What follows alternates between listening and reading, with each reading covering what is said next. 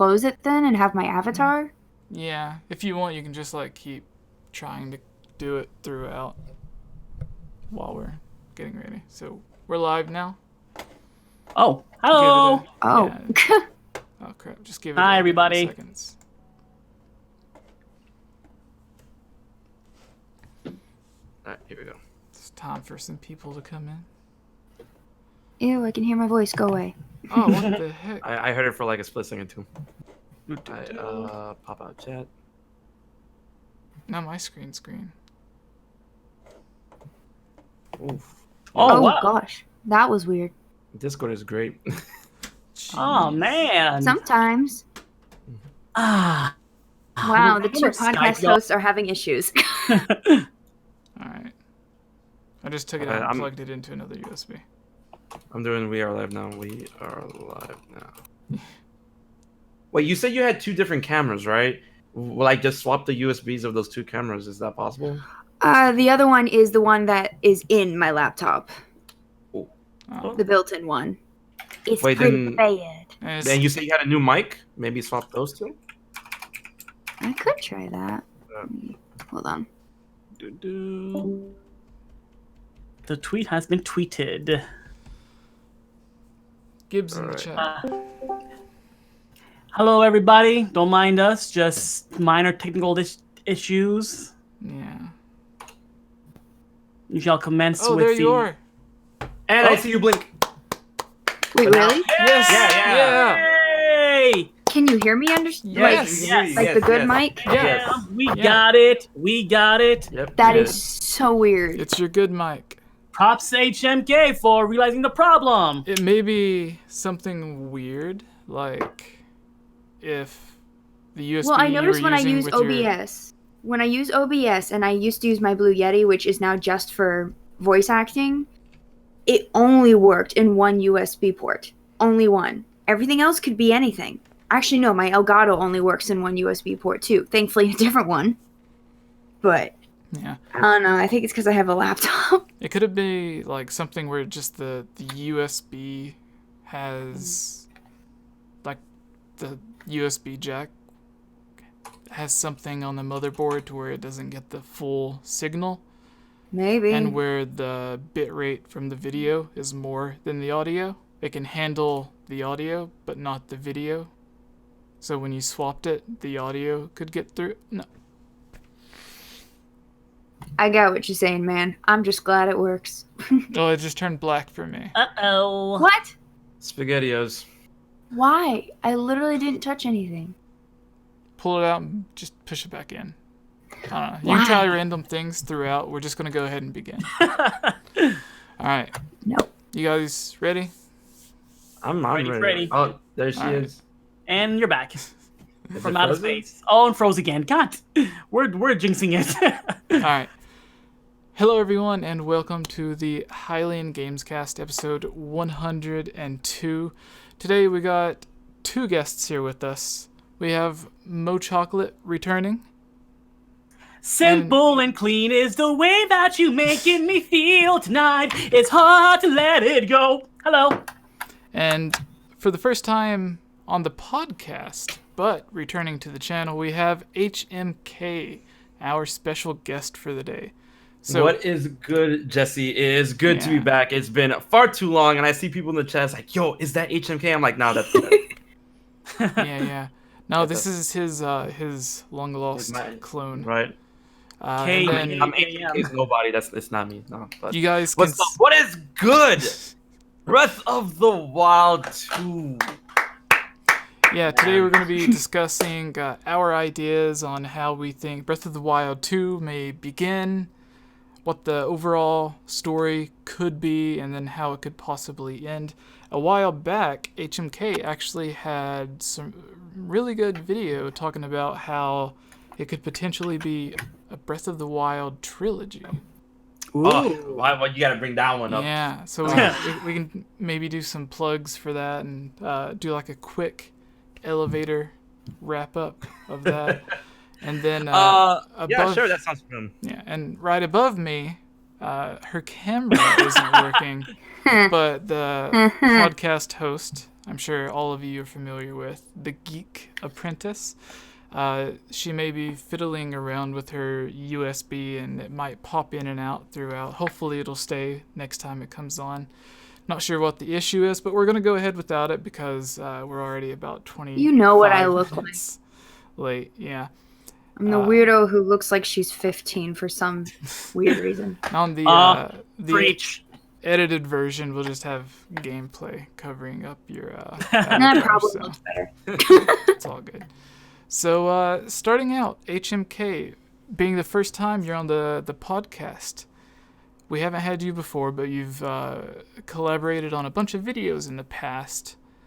So for those who don't know you that are watching, go ahead and introduce yourself, let them know who you are, what you're about, why they should just love you. like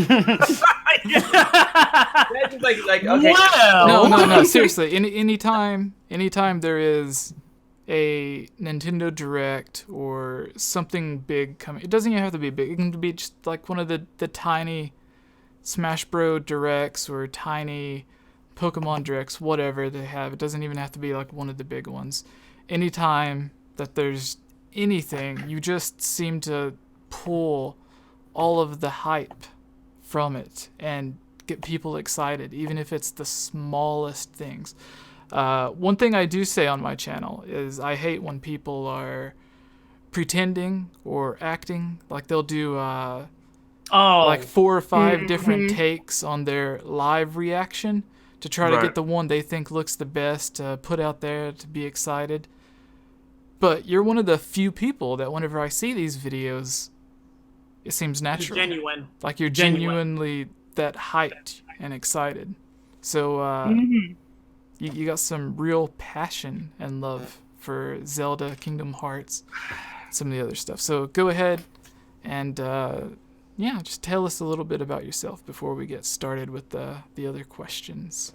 Okay, no problem. You just dropped like a huge one on me, but I mean that's cool. That's what's up, guys? It's HMK. You probably, if you watch my channel, you probably heard that one same line like a million times, but that's what I just go back to. And like Jesse said, I pride myself in being very energetic, very passionate when it comes to video games and stuff like that. And when you see what you see on the channel is what you get when you meet me in real life. I saw a couple of questions on Twitter asking me where do I get all my energy from, and I don't know. I guess I'm very naturally energetic, and I say eccentric, hyped. I love getting hyped about things I care about. When it comes to things like Zelda, Kingdom Hearts, Smash Bros. I just this is the floodgate to my emotional wall, and I just push it over. It's like, no, this is Smash, what we're talking about. This is Kingdom Hearts. We're getting DLC this Thursday. Banjo-Kazooie is in Super Smash Brothers. We are getting Breath of the Wild. I couldn't believe that Breath of the Wild 2, but it got announced. But back to what I do on my channel. I do a lot of hype videos. I do videos to try and get your brain pumping. I just like to, tease people's, their thoughts when it comes to how they view Zelda, Kingdom Hearts, Smash Brothers, and try to make them look at video games in perspectives that they would not, normally look at it in a way that will engage a fun conversation, right? I love interacting with fans, or the fandom of the things I care about and stuff. And when it comes to anything like Zelda, Kingdom Hearts, Smash Bros, if you decide to talk to me about that, I will talk your ear off. And to the point I'm like, bro, it's 2 hours, I forgot to eat lunch. I gotta get out of here. But I just love getting hyped up about that kind of stuff. And like Jesse said before, I played around with the notion of the fact that Breath of the Wild 2 could be a sign from Nintendo of a potential Breath of the Wild trilogy, because I really feel that Nintendo paid dirt hard with Breath of the Wild, and that I feel that's something that they're not going to let go of anytime soon. And that's what I feel, when it comes to. I mean, I go into a lot more detail. I play around with like story ideas on how a Breath of the Wild trilogy can happen, and a lot more stuff. And I'm kind of freaking out on Twitter because apparently the link I put in for the But the live stream was a broken link, so I'm trying to fix that as I'm telling you guys that. But that's, I think you can just do gameoverjesse/gameoverjesse/live. I think that one is like a permanent one. Yeah, I'm gonna do that one. All right, give me a second. Live now. But yeah, if while he's doing that, everyone who's a fan of not the podcast videos, but the scripted segments that we do for theories, background, lore, news, stuff like that. If you're interested in anything like that, HMK also has a lot of similar videos on his channel, and he also does a lot of live streams and stuff on Twitch that you can check out, playing through some of the Zelda games, Kingdom Hearts, and some other stuff. So my friend Brittany is in the chat. Hi, Britt. Thai Pool of Dreams. Love ya. Okay. So to just basically starting off with the basic question, how or what inspired you or made you want to tackle that YouTube, like just putting out that first video, because that's a large step for a lot of people. Because here we go. I have this whatchamacallit, this answer constantly logged into in the back of my head, just in case when people ask it and stuff. So way back in the day, and then here's you're like, whoa, what? Way back in the day, I used to work at a establishment known as a Blockbuster, right?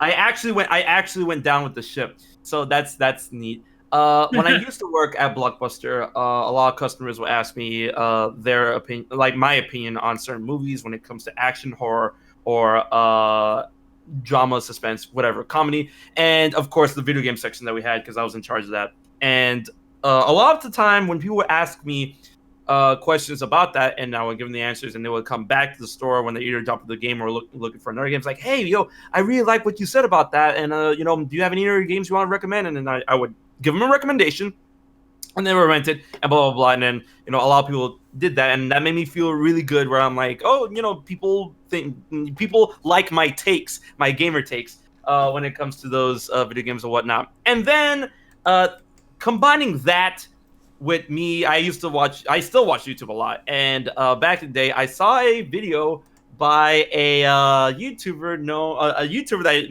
you guys might have known as Angry Joe. Right, and I love his content and stuff, and of course, 𝐷𝐷𝐷𝐷. I used to watch 𝐷𝐷𝐷𝐷 from back in the Newground days. So awesome that combined with the notion of like the Blockbuster thing, the Angry Joe thing, the 𝐷𝐷𝐷𝐷𝐷 thing, I was just combined all in my head, and it came out with the question: if they can do it, why can't I? Right, and then the rest is history. That's literally how I got to creating content in the beginning. I put up my first video, and then I kept at it, and then they start blowing up, and here I am. So so you've had a lot of success in your channel, and how I came to know you is I think I had seen some of your videos, but I hadn't clicked on them at the time, and it was when I was first really getting to know, and I was working on a few different videos with the original McIntyre Productions channel, which is one of the channels that inspired me, and he mentioned HMK here. Is like, yeah, if you're a fan of my videos, and if you want to try to collaborate with someone else, you can reach out to him. Maybe he'll do something with you, and you guys can collaborate, and then maybe that'll lead to more people getting to know you and more collaborations and everything, because that's what it's all about. A lot of people look at it whenever they're first starting out as like competition. Like, I'm making a Zelda video, so I have to make it better than this person, so people will watch my videos instead of watching his. But really, you need to look at it as collaborators instead of competition, because amen, it all brings in it just helps out everybody. It brings in more subscribers and more viewers for everyone. So we finally got together. There's been a bunch of videos, and at one point there was a fairly active group we had, the Chamber of Sages, that had at the time probably all of the most popular Zelda content creators on YouTube. We had a lot of varying stuff, but it was mostly the same Zelda theories, news, and everything. We all had our own ways of covering it. But getting back to HMK, when was the first time that you looked at your YouTube views, subscribers, whatever it was, and you're like, oh man, I think I can make this work. Like this is becoming successful. Oh man, that story. Okay, so getting personal here. After the Blockbuster thing, I was doing YouTube on the side, and I keep telling anyone who's ever trying to do content creation is that begin it as a hobby, all right? Because it's very risky, a huge gamble, right? Very. So I did on the side when I was working at Blockbuster, and then after Blockbuster went, I used to work at a convenience store, and then after I left that, I used to work at Best Buy for a little bit, and this is all when YouTube's on the side. So I'm doing this on the side while I'm working those jobs, of course, because I have bills to pay, finances, blah blah blah. And then after Best Buy, I started working for LG, and as I was working with LG, I started noticing my numbers going higher and higher and higher and higher. And the job that I had with LG was better than than retail, because retail, you have to work long hours. You have to work like at least like probably 4 days a week and stuff, and it doesn't really give you a lot of time to like focus on content creation or whatever. But when I was working with LG, it gave me a more comfortable time frame and flexible schedule in which I poured a little bit more time into YouTube and Twitch. And as the weeks went on, at one point I saw the numbers, and the numbers came back. And this happened. Oh my god. Back when the Super Smash Bros. Wii U and 3DS were being promoted and stuff like that, there was this leak that was happening with Shulk and Bowser Jr. And like an idiot, I decided to cover that and put the footage that leaked out onto the YouTube. Hey guys, check it out, confirmed, blah blah blah blah.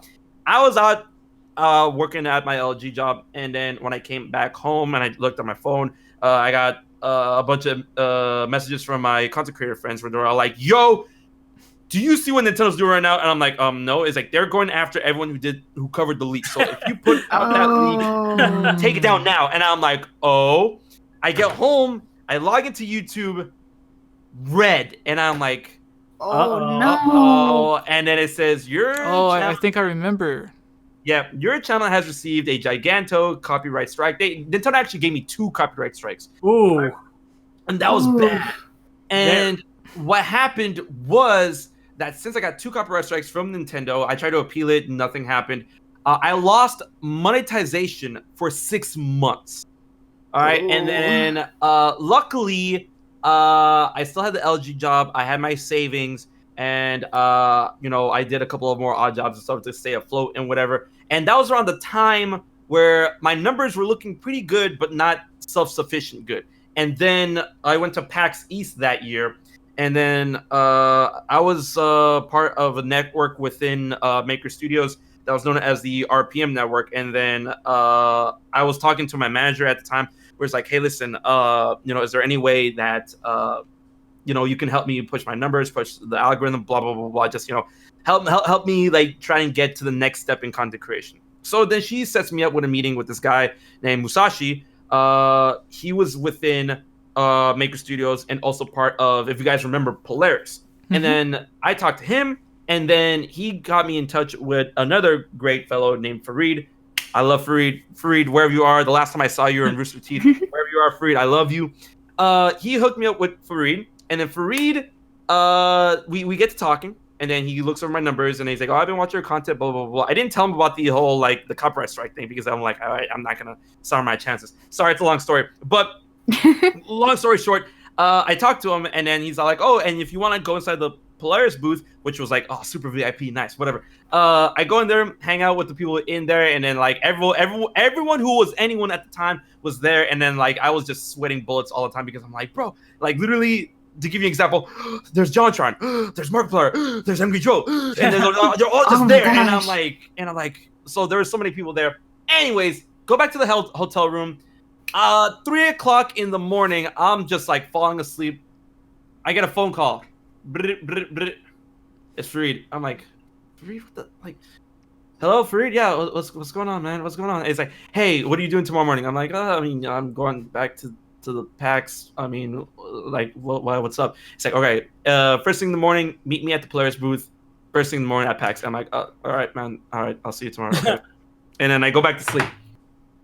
The next day, I go to it. I find Fareed, and it's like, all right. It's like, hey, HMK, walk and talk. And I'm like, all right, man, we're walking and talking, right? So then he goes over what Polaris is, what Polaris stands for, what Polaris, Polaris is super inclusive, blah, blah, blah, blah. And then they say that, when it comes to Polaris, they recruit people they feel would, exemplify the Polaris brands in terms of personality and not exactly in terms of content numbers specifically. But then when they have that person under their umbrella that has that personality, they can easily mold and not mold, but help exemplify, or I should say, like, what's the word I'm looking for, to make something bigger, like not expand. Oh. No, like vibrate their influence, like Broaden. Broaden, yeah, kind of like that. You guys like if I were to speak into a megaphone, Polaris is my megaphone. That's the allegory I'm trying to project it. Project, kind of like, there's another word. It's gonna come to me later in the stream, I promise. But so then at the end of the thing, he's like, so we feel that you exemplify that personality and talent. How would you like to join Polaris? And I'm like, what? And like, I don't know what to say. And then he puts out his hand, he's like, say yes. And I'm like, so then I shake his hand, sends me the contract at the day after, and the contract was just like, whoa. And then I signed the contract. Then I let Fareed know. I'm like, hey, listen, Fareed. So my channel got 2 strikes literally a month before I came here. Is that going to be a problem? And it's like, oh, no, that's not a problem whatsoever. Don't worry about it, man. And then so I got signed to Polaris literally a month after I got those 2 strikes. No monetization. 6 months roll by. And while I'm with Polaris, my numbers blow up. But I never saw any money from that. When those 6 months were over and the strikes went away, and I started getting the money from the Polaris contract, from the numbers, I realized, wow, I can do this for a living. And that's the end of the story. Sorry if it took a lot longer, but like, there's a lot of like. No, that great. was good. That's I love hearing that. We've all been enlightened now. No. So the question I have, because most of the people that start a YouTube channel, and then like once they start getting to like that 10, 20,000 subscriber mark, that's when you're just flooded with emails from all of these different people wanting to partner. Ooh, you gotta be careful. I would say like 99, I bet. 99% of them. This isn't a joke. Like every day you'll get more people. Most of them will probably be from different companies. They might be from the same company, but it's the same copy and paste nonsense. And the horror stories that you can go and read about some of them is like, a lot of them will take like anywhere from like 50 to 75% of your earnings. And in return, they say like, oh, we'll help you, we'll promote you, and we'll do this, and blah, blah, blah. But the problem is where they send it out to everyone, and it's people that aren't very informed. They're like, oh my gosh, someone's going to partner with me, they're going to help me. So they have like sometimes dozens or 100 or more people that are partnered with them. And yeah, they'll share your thing on Twitter, but it's like, it's just one share when they're also sharing like dozens of other people. So, and like one tweet isn't going to help you. You need a partner who's actually going to be there for you and help you, whether it's with figuring out like just your brand in general, getting like a logo, banner, merch designs and everything together to let you start making even more money from people that are watching your videos that want to support you. Speaking of money, we have a super chat. Oh, Laurelian sheep. Sheep. thank you. Woo, I shouldn't be Thank here. you. I'm on the clock. Laugh out loud. Thank We're you, awesome. Laurelian sheep. Hi, Yeah. Tato. So, I have never partnered with any of these people that give me emails because I always hear people, even whenever the Chamber of Sages where it was active. I don't want to say who of them, because I don't want to mess up anyone's monetization or anything. But I've heard some horror stories from some of the people in there, and then I've heard horror stories from a bunch of other people that are like, yeah, they take like 50% or 25%, but then it takes like a week for them to even reply to me. They don't help at all. I can't wait until the contract expires. That way I can get the money that I earn, and instead of just giving it to someone else for nothing. So how, because you talk about your experience and it's positive. I remember even seeing tweets from you with some of your other like get-togethers at conventions with, it's the Polaris crew, we're getting together, it's gonna be awesome. So it sounds like you had like an extremely good experience with yours. I have nothing but good things to say about Polaris, honestly. Back when it was known as Polaris and stuff.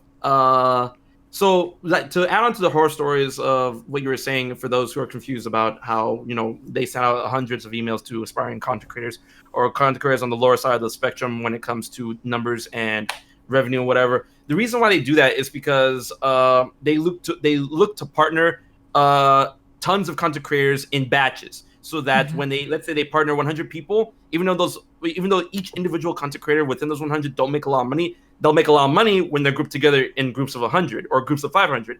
That's their money plan and stuff. And you gotta be careful for those types of emails and partnership programs, MCNs. But Polaris, I've had nothing but good things to say about Polaris, because Polaris, not only they helped me so much, they treated me very well. They answered my emails. Holy shit. And they just treated me like I was some sort of celebrity and stuff, And it's to this day where I'm like, bro, I'm just making videos on YouTube, man. Like, why am I here? Like, so, it's that really big humbling factor where, like, they like you. I do videos on YouTube, yet here I am having dinner at Disneyland with all these other content creators, and the food here is like 5 stars. Like, no, you guys don't understand. The first year I got partnered with Polaris, I went to E3 that year, and then after E3, they took all the Polaris people and we went to Disneyland. Wow. And you don't, man. You say when I just say Disneyland, that's not even half the story. Went to Disneyland, and you know how people have like the VIP packages and they had the fast pass packages and stuff. Nah, we have something beyond that where I'm just like, yo, they can do this. Like, so we got there and there's 40 of us and we were put in groups of 10, and each group had a Disney a Disneyland liaison, right? So then this is what happened. She has us with me, and then she looks at everybody. It's like, okay, so how many rides does everyone want to go to? And then we're like, we just look at each other. I'm like, all of them? And it's like, and then she's like, oh, that's no problem. I'm like, huh? How? So we go through Disneyland. We literally go around the entirety of Disneyland, and it's like, you want to go on? You guys want to go on this ride? I'm like, yes. Yeah, dope. I mean, I love. What was it? The Splash Mountain. It's like, yeah, I love to go. Yes. I love Splash Mountain, right? We went. This is what happened. We went through the exit of the ride to get the ride itself, thus skipping everybody, right? So then we're at the ride from the other side where people get off of. We're getting on the ride through the area where people get off of, right? And as soon as we get there, the lady goes to the guy running the ride, and then he's about to let the other group in. She's like, "Wait, stop! I need these guys to get in first, right?" And then it's like, "All right, I'm sorry, these guys get in first." We sat down, and then all the people on the regular side just gave us the dirtiest looks. They were like, and I'm like, Oh. I'm sorry. And then the funniest story, I'm not gonna say who said it. I'm not. No. I don't know if I can say this. No. It's too raunchy. Jesse, what is this stream rated? No, we try to keep it PG, especially then with definitely. I am definitely not saying this story. Oh god. after midnight. Yeah. So then we get into the ride, and then they give us the dirtiest look. And as we're going off into the ride, I'm like, sorry, I didn't know. And then we go off on the ride, and we literally did that for all of the rides in Disneyland. Yeah. And I'm like, wow. So that's one thing. And then every time there's an event, like we go to PAX East or E3 and stuff, there's always a Polaris party. And it's fun because it's always a Polaris party at PAX East at this one pizza parlor where we go to a pizza parlor and it's rented out for us. Unlimited booze, unlimited brownies, unlimited pizza. Brownies? Yeah. Unlimited brownies, pizza, and booze. And every TV has a different video game setup. So I'm just there talking with Jacksepticeye and Markiplier and beating their ass in oh my god, sorry, and beating them in Smash Brothers. And I'm just like zooming all over the place and stuff. I woke up with the worst hangover the day afterwards, but it was worth it. So Polaris treated me too well. And this is just the outside parts of content creation where they just make you feel good as a content creator. Mm-hmm. But they also help me a lot with my numbers, my reach, and strategies on how I should make my videos, how I should structure my videos, and how I should make the thumbnail and what I should put into the metadata and stuff, which really helps when it comes to the Google algorithm and search priority and stuff. And just, nothing but good things, man. Nothing but good things. Glad, man. That's it's really because good. of them. It's because of them I got to meet Tetsuya Nomura. I heard that story. Yes. Lucky you, man. Man, I'd be like, arigato gozaimasu the entire time. So, a couple more. I wanted to. You talked about a bunch of the positive things that comes with YouTube and stuff, and this that specifically with you partnering with Polaris. So a lot of the people that are thinking about creating a YouTube channel, there's a lot of anxiety. Oh, sorry, we got a few more. Key of Time 15. Thank you. A great Patreon supporter. Yes. Thank you. Also thank you. donated $1. Thank you. You didn't. You guys are leave a awesome, guys. message. Thank you. Larulian Sheep again gives $5. Says, Key, I'll spot you this time. So he's giving the $5 in for Key. So Thanks, guys. a lot of people, the nervousness, the anxiety that comes with, what if someone comes on, leaves a negative comment? What if they hate it? What if someone calls me ugly? What if the videos, whatever their anxiety is, right. Whether it's whatever, like bad camera, bad setup, bad microphone. How do you deal with that negativity? At first, I'm sorry if I cut you off, but No. I was just gonna say just to words to encourage people that have that anxiety, and they want to do it, but then they're afraid that the negativity that comes with it, and then if they do start it like you have, and then they do get that negativity, whether it's someone saying something on Twitter, they're like, oh, this theory of yours sucks, or oh, why does he have his hair red? Why is he always those yelling, stories. screaming, all that nonsense? So those stories. Yeah, so give some advice on how to properly handle it, because there's a lot of YouTubers out there that still don't know how to professionally handle the situations. The thing is with all of that is that you have to know that this type of exposure comes with, I wouldn't say a price, but it comes it's a package that you have to know that you're gonna have to deal with this kind of crap going in, and it's honestly to the point where at first it did hurt, earlier on in my content creation career, it did hurt, but at later on the point where you see all the negative, but then you compare it with obviously what will be the outweigh the positive, or I should say the positive outweighs that. and then you think to yourself, it's like, bro, like all these negative people just being negative for the sake of being negative. That's one thing you have to understand and put into your mentality, is that a lot of the people that are super negative, when you look at their content, not their content, but their at their comments, at their core, they're literally just being negative to be negative. And when you realize that most of the people are not worth your time. So it should be no skin off your back, and it's gotten to the point where my heart's been hardened. So like that should it gets the darkness has infected. Yeah, it gets deflected off me like relatively easily, and I just for those that ever want to get into this place and get anxious or get scared of comments like this, like just don't sweat it.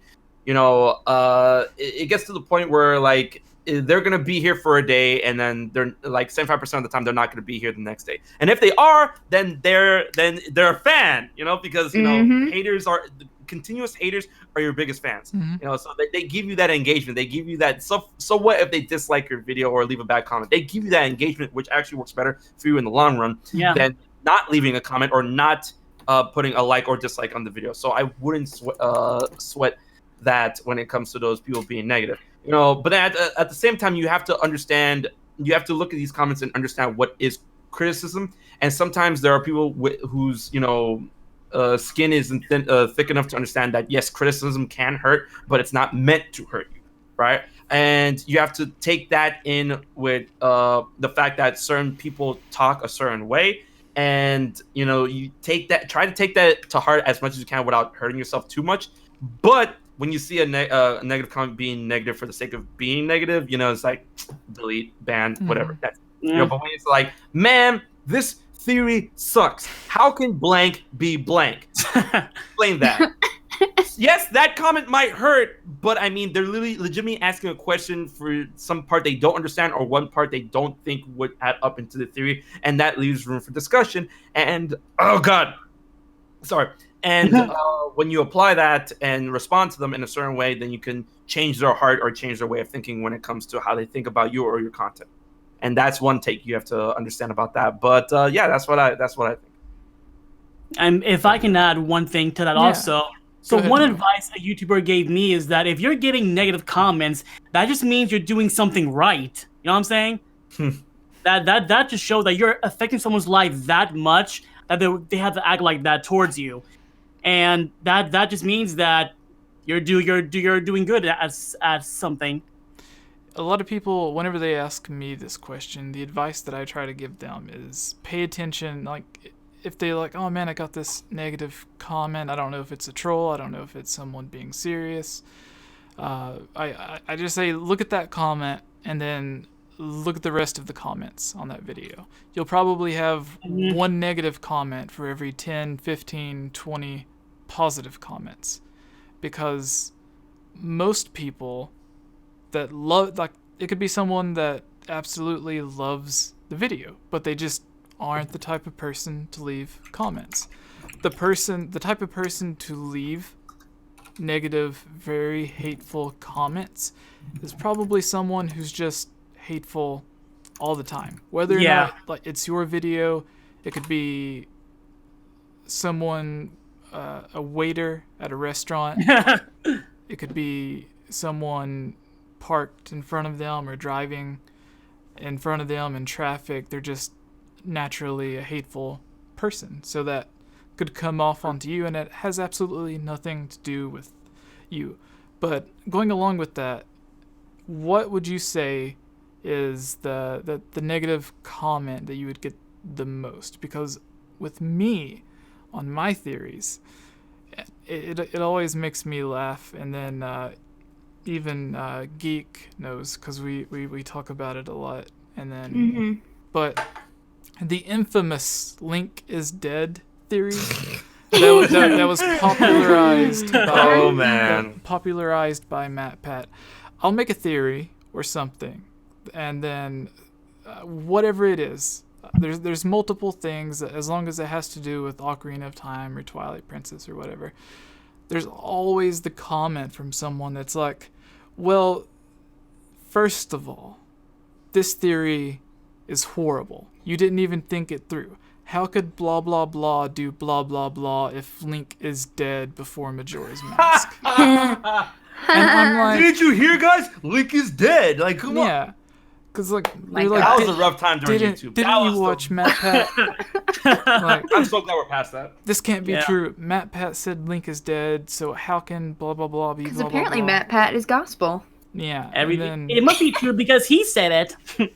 and then recently, he has like 2 or 3 different videos confirming where Breath of the Wild is on the timeline. Like we all have videos like that, but like Yeah. even though at the end of it he says like that it's just a just a theory theory. or whatever, his hardcore fans, like there's been so many people that's come on my channel and be like, oh, this is wrong, Matt Pat said it was in the downfall timeline. Yeah, that's why I'm not mad at Matt Pat, because he always, like, first of all, it's the game theorist, and at the end of it he always say, but that's just a theory, a game theory.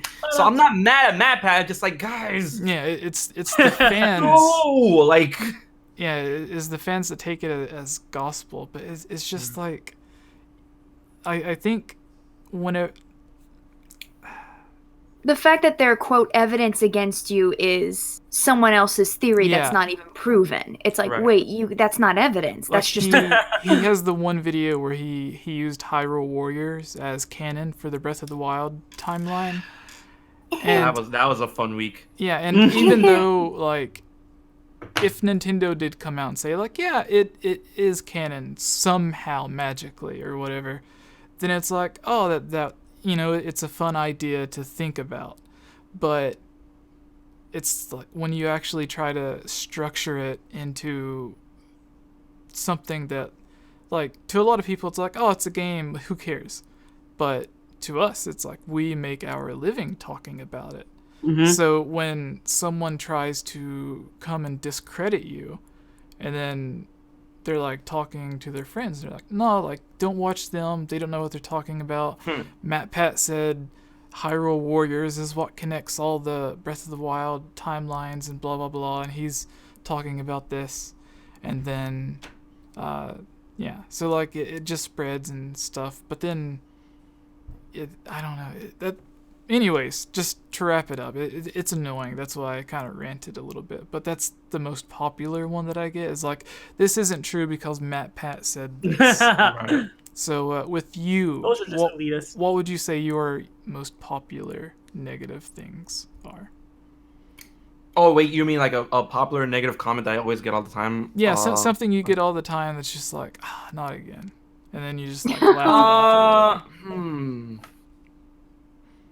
The red hair. Nah, because not all my videos have me. I guess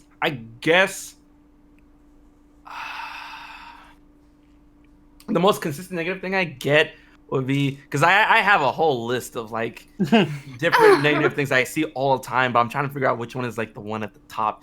And I guess the one is my voice. Like, a lot of people are like, man, what's with this dude's voice? Why can't you talk normal? Like, why can't you like, you know, Normal. why can't you take the volume down? And it's like, you know, because I get comments all the time. It's like, oh, dude, what's with the hair? Oh man, why is he wearing nail polish? Oh man, yo, what's with that haircut? And there's a lot of things. There's a lot of dirtier things that are in the comments. I'm not because obviously, you know, PG, Yeah. But I guess the most consistent one I've seen is like the one with like my voice, where like, oh man, what's wrong with your voice? I'm like, sorry. I just. Like, what do you want me to This do? is how Like I Yeah. sound. this? Like, what do you want me to do? Like, talk like Mickey Mouse? Like, haha, this is the way I talk now. Like, I don't know. Yeah. Don't underestimate the importance of the body language. Yeah. So there's a lot of people, you know, a lot of people start out as fans of other YouTube channels whenever they start theirs, and whether it's an inspiration or they model their channel after it or whatever it is. And then once they start working, you get that idea in your head that's like, oh man, if I could just like work with anyone, like, who would it be for you that you've actually been able to? So like, who is someone that you were just like a huge fan of that you never even dreamed that you would even be able The smile on his face. to like talk to and hang out with? because it's happened to me a lot, to where like there's been people Game Over Greggy, for instance. He was the person that inspired me the most to start my channel, which is where the 𝐵𝐻𝐸 thing comes from. And a lot of people come on and used to be like, oh, you stole Game Over Greggy's username, and I'm like, I have like 3 or 4 videos with him to where he's like, oh dude, I love that I inspired you to start this for yourself, and now it's your own successful career. Like that made, like he said, it made him feel amazing every time that he does that, and he's honored that he's able to actually help people achieve their dreams. So like for the, I don't get it anymore, but for the people it's like, oh, you stole Game Over Greggy's thing, like, and that was one of the very first interviews I had, and it was right before they announced they were leaving IGN to create Kinda Funny. And it was like, I was the most unprofessional person. I had no idea what I was doing, how to record the screen, anything like that. So it was just the most amazing thing. And then after that, I had someone who worked on, I think he worked on Ocarina of Time, 3D, Skyward Sword, and he left like right before he got the chance to work on Breath of the Wild. But he went on from Nintendo to work for The Tonight Show and some others. That's nice. Saturday Night Live. But Mike Drucker, he's a good friend, and he helped with another video I made. That's awesome, man.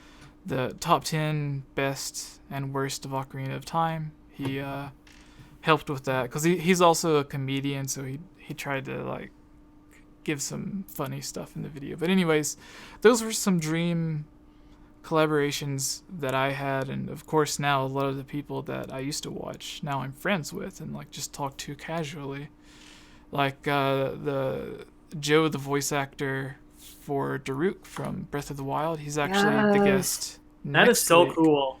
Yeah, he's the guest next week on the podcast.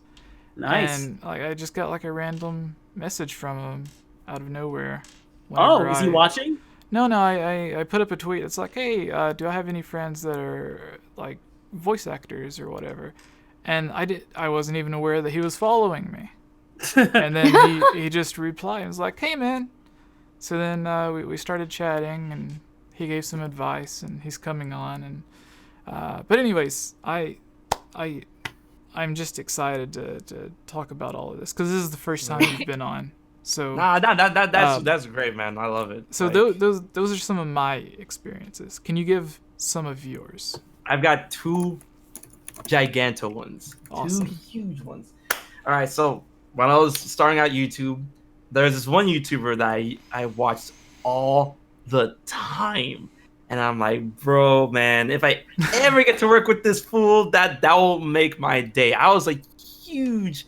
I still am a huge fan of this dude, and we end up collaborating, and and then we follow each other on Twitter now. We talk every now and again. It's 𝐼𝐸 of Wind. Oh yeah. I was actually going to say him like right before you started talking. I was about to be like, Andy or Andrew, whatever. Yes. Oh my god, I binge watched this kind of left and right, and I'm like, bro, I love this guy's content so much, and I actually got to work with him, and I'm like, dude, this is the dream. This is the dream come true. So like, he did a couple of the Did You Know Gaming stuff too. Yep, he did the first Did You Know Gaming for Kingdom Hearts, and I'm like, yo, look at this man, like, oh. Do you want to know something crazy?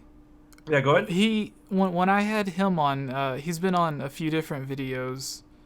Because he was on a scripted video talking about unreleased games and stuff. And then the interview that I had with him, I asked him a similar question that I asked you. Like, when did you first become aware that your channel was successful? And he had, at the time, I don't know what he has now, but it was like close to, I would say, 300,000 subscribers. And he was like, I don't know if I would call it successful. No. Like he was really like humble and like doubting it and stuff. Like he doesn't, even though he has more subscribers than most people would dream of having. He's just so humble, and like every time he talks about it, it's like he's not using the money to go out and buy like all of the nonsense and stuff. Like the money he gets, he uses it to legitimately help his family and stuff. And he's just an amazing guy. And sometimes I'll pop into his Twitch and stuff, but it was just unreal getting to talk with him, because he's just like, I don't know if I would call it successful or whatever, and I'm like, what are you talking about? So yeah, but that's so great. I'm glad that you're so excited about it. That was just one, and the other one, Element Nullify. I see you. HMK is hyped. This hype up a funeral. Don't give me any ideas. So the other dude, and this was actually very recently, and this just happened. Mm-hmm. This is the most organic thing to happen in my whole content creation career, that I'm like, is this happening right now? Like I was able to do it like fluently, and to the point where I felt I put on a good show, but in my head, I was, bro so, is when me and Dean interviewed Benjamin Diskin. Oh yes, who is the voice actor for young Xehanort within the Kingdom Hearts series. But if you don't know Kingdom Hearts like that, Benjamin Diskin also voices number 1 and number 2 within Kids Next Door. He also voices Joseph Joestar in JoJo's Bizarre Adventure Part 2 in English. He voices so many other people. He voices Haida from 𝐓𝐿𝐼𝐢𝐭𝐞𝐫. So it's funny enough, like that whole story was insane. So before that interview happened, I was aware that he was aware of us, right? And I'm a huge fan of this man. Like, this guy's voice acting is just like amazing. His role as young Xehanort just like blew me away in Dream Drop Distance and in Kingdom Hearts 3. So I was aware that he was aware of us, because it's funny, because in 2018, me and the Keykeepers went to the Kingdom Hearts 3 premiere event, and he was there. That. But the funniest thing is that after we were done with playing the game, we were just walking around the boardwalk trying to find something to eat, whatever. And then we found something to eat, and we look at our phones, and I'm looking on the phone, and Dean and I were like, yo, Benjamin Diskin just like tweeted us like an hour ago. What? So like, oh, that face when some of your favorite Kingdom Hearts content creators pass by and don't say hi. And I'm like, where? Like, and I ran out of we were at In-N-Out. I ran out of the In-N-Out. I'm like, Ben, where are you? Like, no. It's oh my gosh. And I'm like, man, whatever. So they had to go, but because there were 2 events that day. There was the morning event and the night event. And luckily I was invited to both of those events. I was invited to the day event thanks to my association with Square Enix. Then I was invited to the night event thanks to being part of Polaris, right? So when I went to the night event, he was there, and I'm like, Benjamin Diskin is like, hey, and I'm like, yo, huge fan. And it's like, your videos are great. I'm like, oh man, thank you so much. And I'm like, yo, so what's with this tweet, bro? Like, why didn't you come up to us? Like, oh no, we had someplace to go. Sorry about that. I'm like, oh, no, whatever. So then later on, it was the 100 days to Kingdom Hearts 3 stream that we had. And then Sky and Jared had to dip early. And then it was just me and Dean talking, whatever. And then I get a ping on my Twitter through my phone, because I turn off every notification on Twitter or whatever on my computer while I'm streaming. So I get a ping, and I'm like, oh, wait, I didn't turn this off. I got a ping. I'm like, oh, someone messaged me on Twitter. Like, who is it? And I look into my messages, and it's Benjamin Diskin. And I'm like, oh, Ben Diskin tells me that my mic is a little low.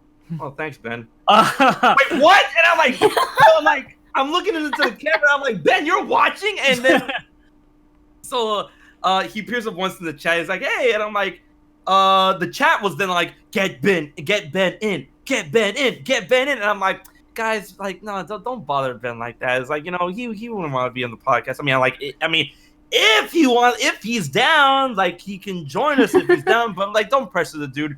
And then he messaged me on Twitter, and then he's like, I'm down. And I'm like, whoa. I'm like, Dean, okay. I'm like, Dean, this is happening. So this then is so cool. I message him and I'm like, okay, so we'll right on Discord, and then I tell you like a chat. This might be happening, right? So then everything happens, and then bam, we get Benjamin Diskin in on the stream, and then me and Dean we just interview him, and we have a good time, and we have a bunch of laughs, and it was so fun. It went so well, it went so fluid, like we bounced off each other extremely well. And then like throughout my whole interaction with him throughout the year leading up to that, it came to our understanding and attention that Benjamin Diskin's girlfriend at the time, wife, fiance at the time, wife now, apparently she was a gigantic fan of us, the Key Keepers, and will watch our streams whenever we would stream.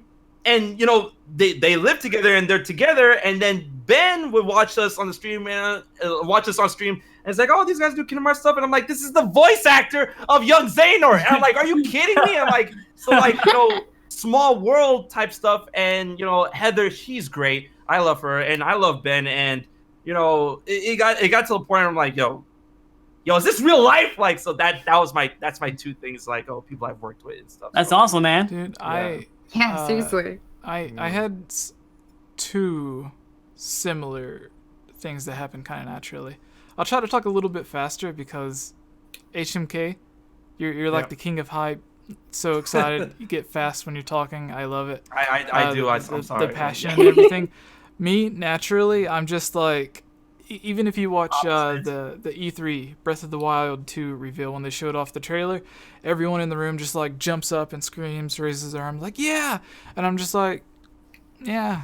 Like, I'm excited on the inside. I'm just like, I don't have that energy output, but I love it from you. But anyways, to quickly do this, and I know this is your interview, but I just want to no, man, go. This is your stream. So similar with yours, there's one time that was actually with my little brother. He was playing, and I was just like sitting beside him watching Breath of the Wild around the time when it first came out, and he would always look on YouTube, and he's like 7-8 years old at the time, and he was a huge fan of Austin John Plays. Yeah. In the chat, someone named Austin John Plays just pops up in the YouTube chat, the live chat. I don't remember if he super chatted or if he just talked or something, but someone who was on voice chat and Discord with us was like, oh, Jesse, there's Austin John Plays in there. I'm like, oh, that's cool. my brother's a big fan of him. And then they're like, no, he's watching in the stream on the chat. Whoa. And I was like, oh, that's Nice. awesome. And then I told my little brother, and like he didn't really understand or whatever. So then he joined the Discord group, got on voice chat with us, and he talked to my little brother for like 5 or 10 minutes, and it was like, once he started talking to him, my little brother, like, that's when it clicked and he understood, because he doesn't understand like how busy a lot of the people are and like all the hard work that you got to put into it and everything. But the other natural thing was I was doing a Discord live stream of Super Smash Brothers, and a couple of weeks before this, we had because there was like a month or two where we were interviewing a bunch of the voice actors from Breath of the Wild. It was like Patricia, Sean, and then Joe. Right. And it was right after we had interviewed Sean, who's also a professional Smash Brothers player. In fact, he just went to a convention a couple days ago, and he came in second place in the tournament. But we brought him on, and he wrecked everybody. No one. There was like 7 or 8 of us rotating. No one beat him. What character did he use?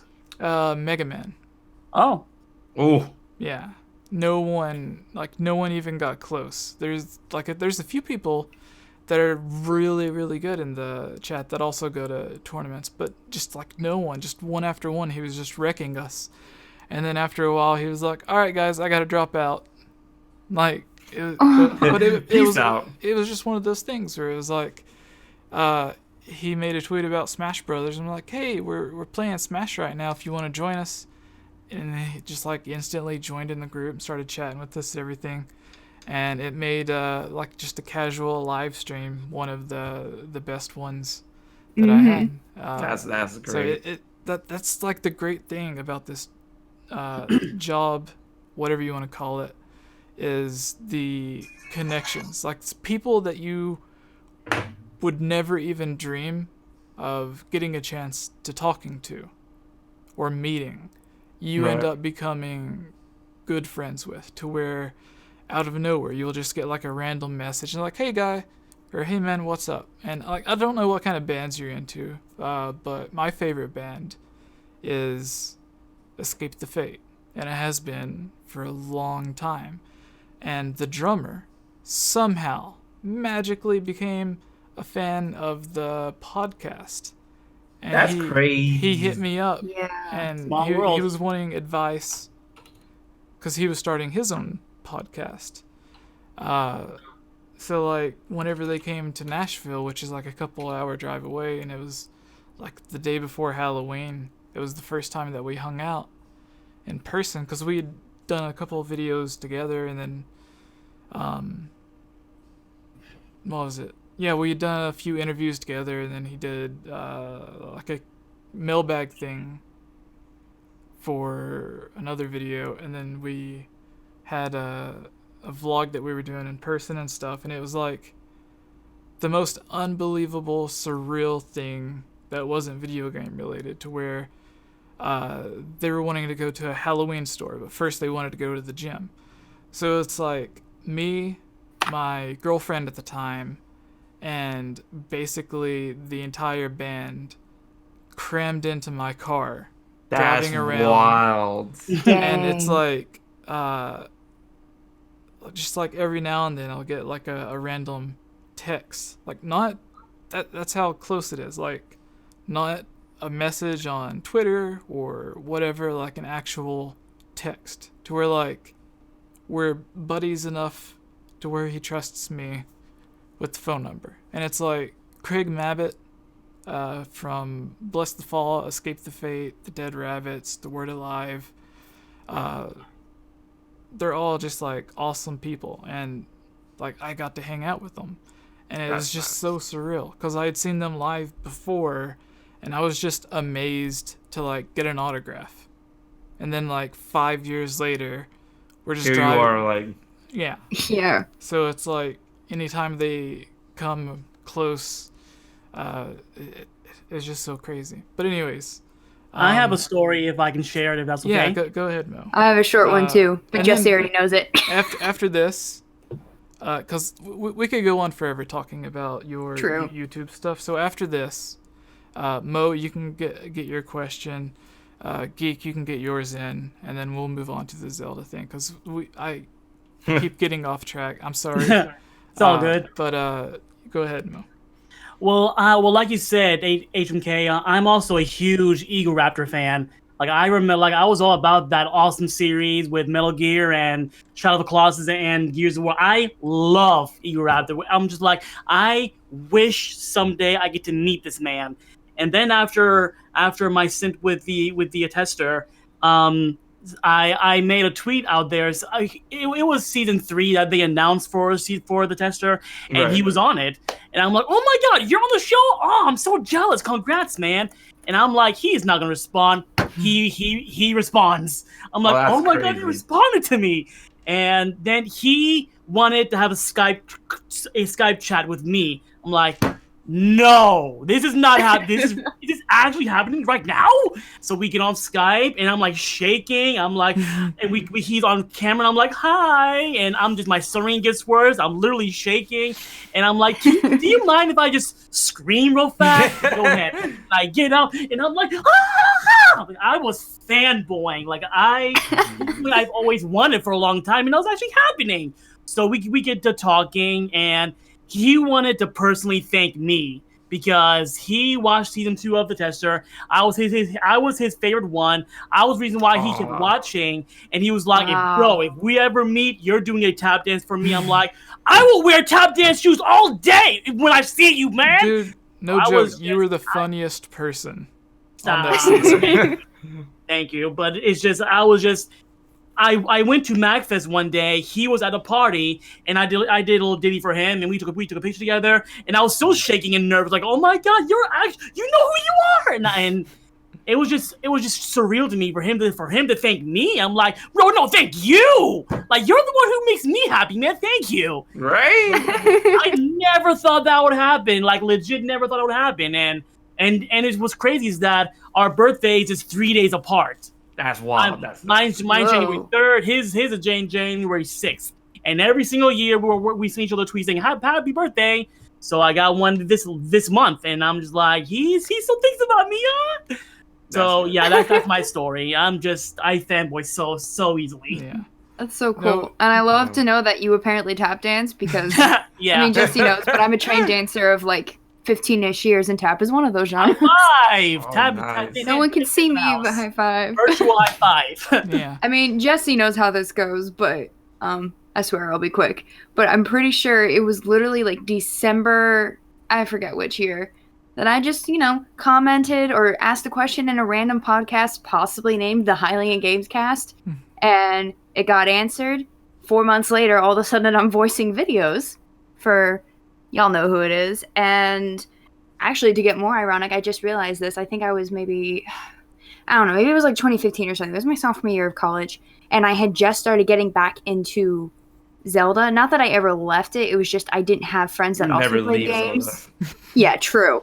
So like I didn't have friends that played it, but when I got to college, started finding a lot of guy friends that they were like, wait, girls play Zelda? That whole dumb thing. And I was like, yes, excuse you. God.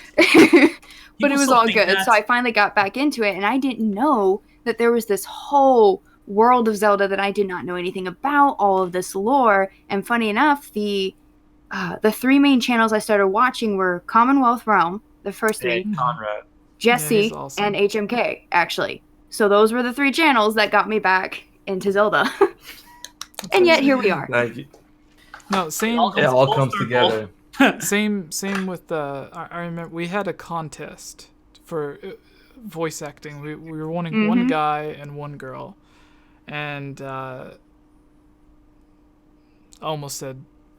Anyways, Geek won the contest for the female thing because it sounded like a professional voiceover, and then it turns out she kind of was.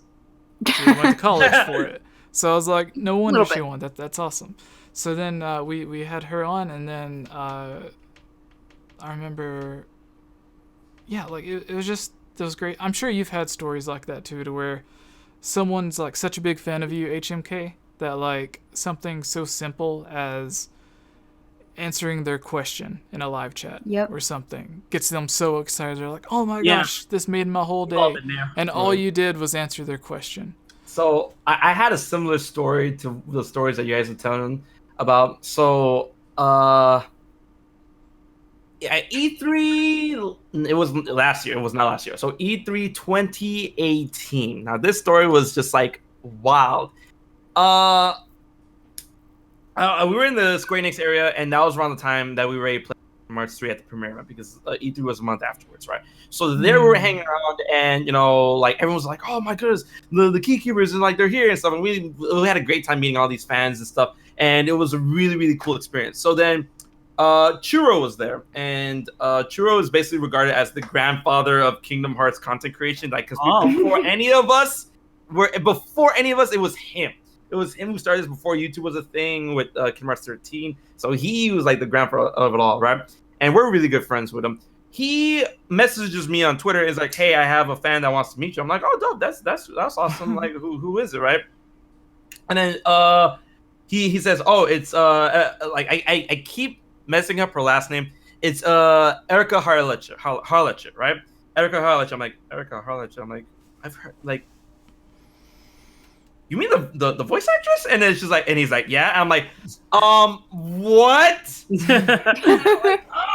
Like, she's a fan of me. So for those who don't know, that's the voice actress who voices Lady Ann in Persona 5, and among a lot of roles. But like Panther, like everyone loves her as Panther. And she also voices Yumiko in 𝐿𝐴𝐿𝐿, that the Gamble anime, Gamble Freak. whatever. So then I rush over to her, I rush over to them, and she's like, "Hi." I'm like, "Oh, it's so nice to meet you." She's like, "I'm such a huge fan." I'm like, "You're a fan of me? No, that's not how it works. Like I'm a fan of your work. Like, no." It's she's like, "No, I'm such a huge fan." It's like, "Then why did you come say hi?" He's like, "I'm so scared." I'm like, I was scared. I was shy. I'm like, "No, once again, this is not how it works." Like, I'm shy of you. Like, so it was really nice. We hit it off. We follow each other on Twitter. I'm proud to call her a friend. It's just like, those funny stories where it's just like small world, right? So then, when my friend of mine finds out, and my friend loves her, right? And he's like, we're hanging out, and he taps me, and then I'm like, "Yo, what's up?" And it's like, you didn't tell me that you know Erica, and I'm like, "Yeah, Erica, how'd you like?" She's like, "Yeah, I love her. Like, why don't you give me an autograph?" I was like, friends. I'm like, "Dude, like, relax. Dude. Like, next time, I'll ask." I'm like, relax. And then he's freaking out because, like, if you go to his room, it's just like Persona stuff all over the place. And I'm like, next time I'll see what I can do. I got you, but like, calm down. Dude, that happened with one of my friends, Jared's friend, who's another content creator. He loves Markiplier, right? And I want to call myself and Markiplier like acquaintances, because like every time we see each other at parties, because like I love Markiplier's content. I'm not like over the moon for Markiplier. I'm not taking anything away from Markiplier. Like, I know this crazy for his content, and but for me, I'm like, "Hey, Markiplier, how you doing, man?" That's me. But like when I see John, I'm like, "Yo, John!" but for me, Markiplier, like, "Hey, look, hey, Markiplier, what's good?" So it's gotten to the point where I've seen him so many times where like I would say we're comfortable around each other, to the point we recognize each other, we know of each other. But like I'm not gonna be like on Twitter, I'm like, "Yo, Markiplier, you want to go get some donuts?" Or something. It's not like that. But it's to the point where like, "Hey," and he's like, "Hey." So then at one point he's like, "Yo, you know Markiplier like that?" I'm like, I wouldn't say no, I'm like that, but I mean, like, I'm not afraid of him, if that's what you're asking me. He's like, "Dude, can you get me an autograph from Markiplier?" I'm like, I'll see what I do. So I go up to Mark. I'm like, "Hey, Mark, how you doing?" "Hey, man, how you doing?" It's like, "How long has it been?" I'm like, "A couple of months." And then it's like, "Hey, listen, I didn't ask you a favor. I have this friend that's a gigantic fan of you. I know you get this a lot, but can I get that autograph?" And then he's like, "Oh, man, no problem, dude. Like, look, I got you." And then autograph, they're done, easy. I go up to the dude. I'm like, "Okay, here you go." And then he's like, "Bro!" And I'm like, you good?" It's like, "Thank you." I'm like, it's no big deal. It's no big deal. So then that's my take. So yeah, dude. So Yeah. the thing you said, I'm trying to look for the picture now while I tell this, but it was the exact same thing where the person was like, "Oh my God, you're a friend of this person." So at E3 last year, we were all standing around. It was actually it was most of the Chamber of Sages people. So it was like me and Conrad from Commonwealth Realm and Dr. Wiley and some of the other people, and my friend Lisa was there, and like it was the first time that her and I had met in person. She was like a big Zelda fan and a fan of the YouTube channel and stuff, and I had her do a video one time, and then anyways, we were hanging out with her, and then she was like, "Oh crap, I gotta go meet up with one of my friends." And we're just like, "All right, that's cool, we'll chat with you later." And then she what was it, we seen, oh, what's his name, Trent, what's his name, the translator for Alanoma. Oh, yeah. Oh, Bill Trinan. Yeah, Bill Trinan, yeah. So we see him walking around. And, oh, man, Bill, like... Daniel is the one, the other co-host for the podcast, he's the one that spots him. He's like, "Oh my God, that's Bill Trinan." And we go over to say hi, and he's like, "Oh, sorry, I can't take a picture right now. I'm kind of late. I gotta go meet a friend." And we don't cross the pictures or whatever. And then we're walking around, and we get to like the very front of the Nintendo booth, because we were in the back of the, like, behind it where the restroom and the line to play Link's Awakening began. And then we were in the front, like where you exit the Luigi's mansion place. Yeah. And then there's like a second floor that you can kind of see where all of the executives and everyone is. And I look up and I'm like, oh, that's Lisa. And then I see she's talking to Aonuma. And I'm like, What? my brain just explodes. And I'm like, I look at Daniel, and Daniel looks at me, and Daniel's like, the friend she had to go meet was Bill Trenton. Bill Trenton. That's crazy. And I'm like, how do you even become friends with him? It's small world. Small world. And she's like, I guess Wow. because she lives in like Washington, so she's like near the Nintendo place, Right. and she Richmond. is, I would call her a professional comedian, because like she literally travels the entire world. You can find her on Twitter to like find someone who does a lot of great jokes about video games and stuff. Her name's Lisa Wallen. Do you follow her? Oh no, I was gonna say I actually have I have a short story where someone met someone pretty big and that involves you, HMK. Can I tell it real fast? Yeah, go ahead. It was actually, and it's a good story. Don't worry. Here we go.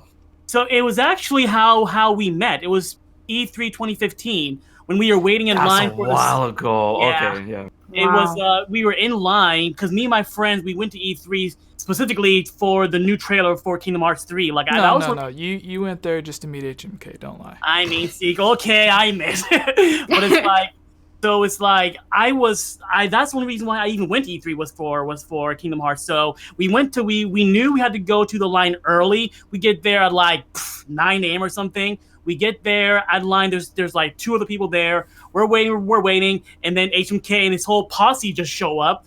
Like, Posse. Oh no! So dude, you had like 5 people with you. I was like, oh, cool. Here it is. If you guys can see that picture, I see it. Yep. that's her up on the stage, That's hanging out with yeah. Aonuma. That is, wow.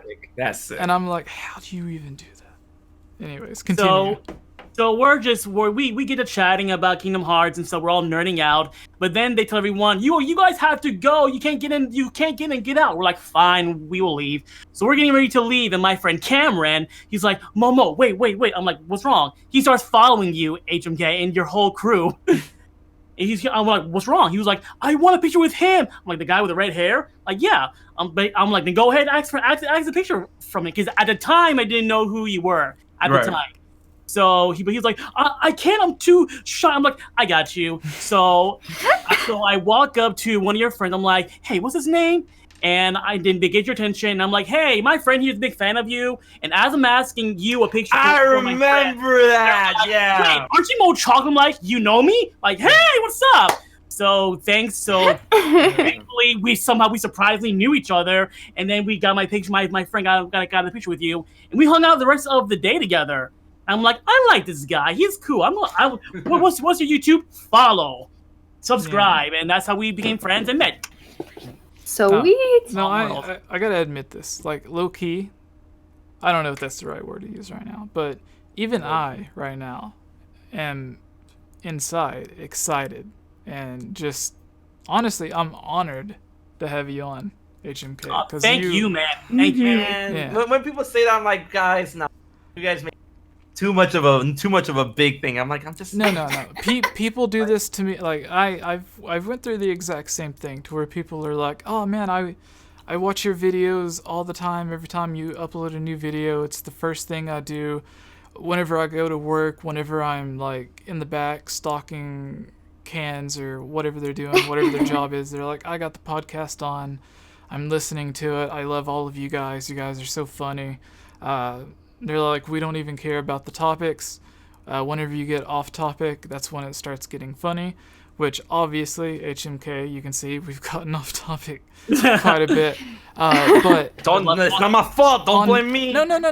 That's the good thing. That's what they say is like, that's what they like, because that's when it's like, oh, you can tell they're real people. They're not just like faking it and trying to play or whatever.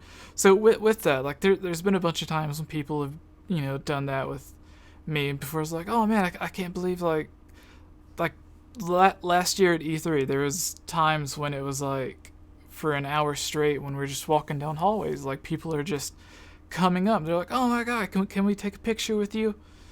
And it's just like an incredible feeling. So with you, what was the first time that someone came up to you or told you over Twitter or whatever that like you were their favorite YouTube content creator, or that your videos just helped them get through the day? Like, you know, there's a lot of people with depression or anxiety, and they listen to the videos or watch the videos to get their mind off of it, and it actually helps them, almost like sort of like therapy, if you want to call it that, to help them get through the day. So like that feeling you get when someone tells you that they're that big of a fan of yours.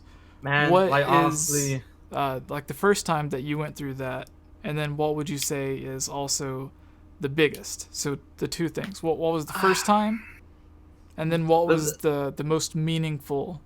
The thing is, I can't answer that question properly because I don't want to sell any time that I've met a fan short to the point where like, oh, I rank this one higher than I rank that one, because I really don't want to do that, because every time a fan comes up to me and is like, yo, you're HMK, I'm like, bro, you watch my stuff? What? So like it's that humbling experience, and it's something I tell people all the time, that I'll never get tired of it, and I'll never get used to the fact that people watch my content throughout, like in various parts of the country and various parts of the world and stuff. And that's why I don't want to really rank a specific time I've met a fan over another, because, you know, I don't want to sell an experience, any type of experience short, because like all of them are just so precious to me. And like, you know, it's like it's always like that same amount of hype that's like in me, to the fact that I'm like, wow, I have people that really enjoy my content to the point that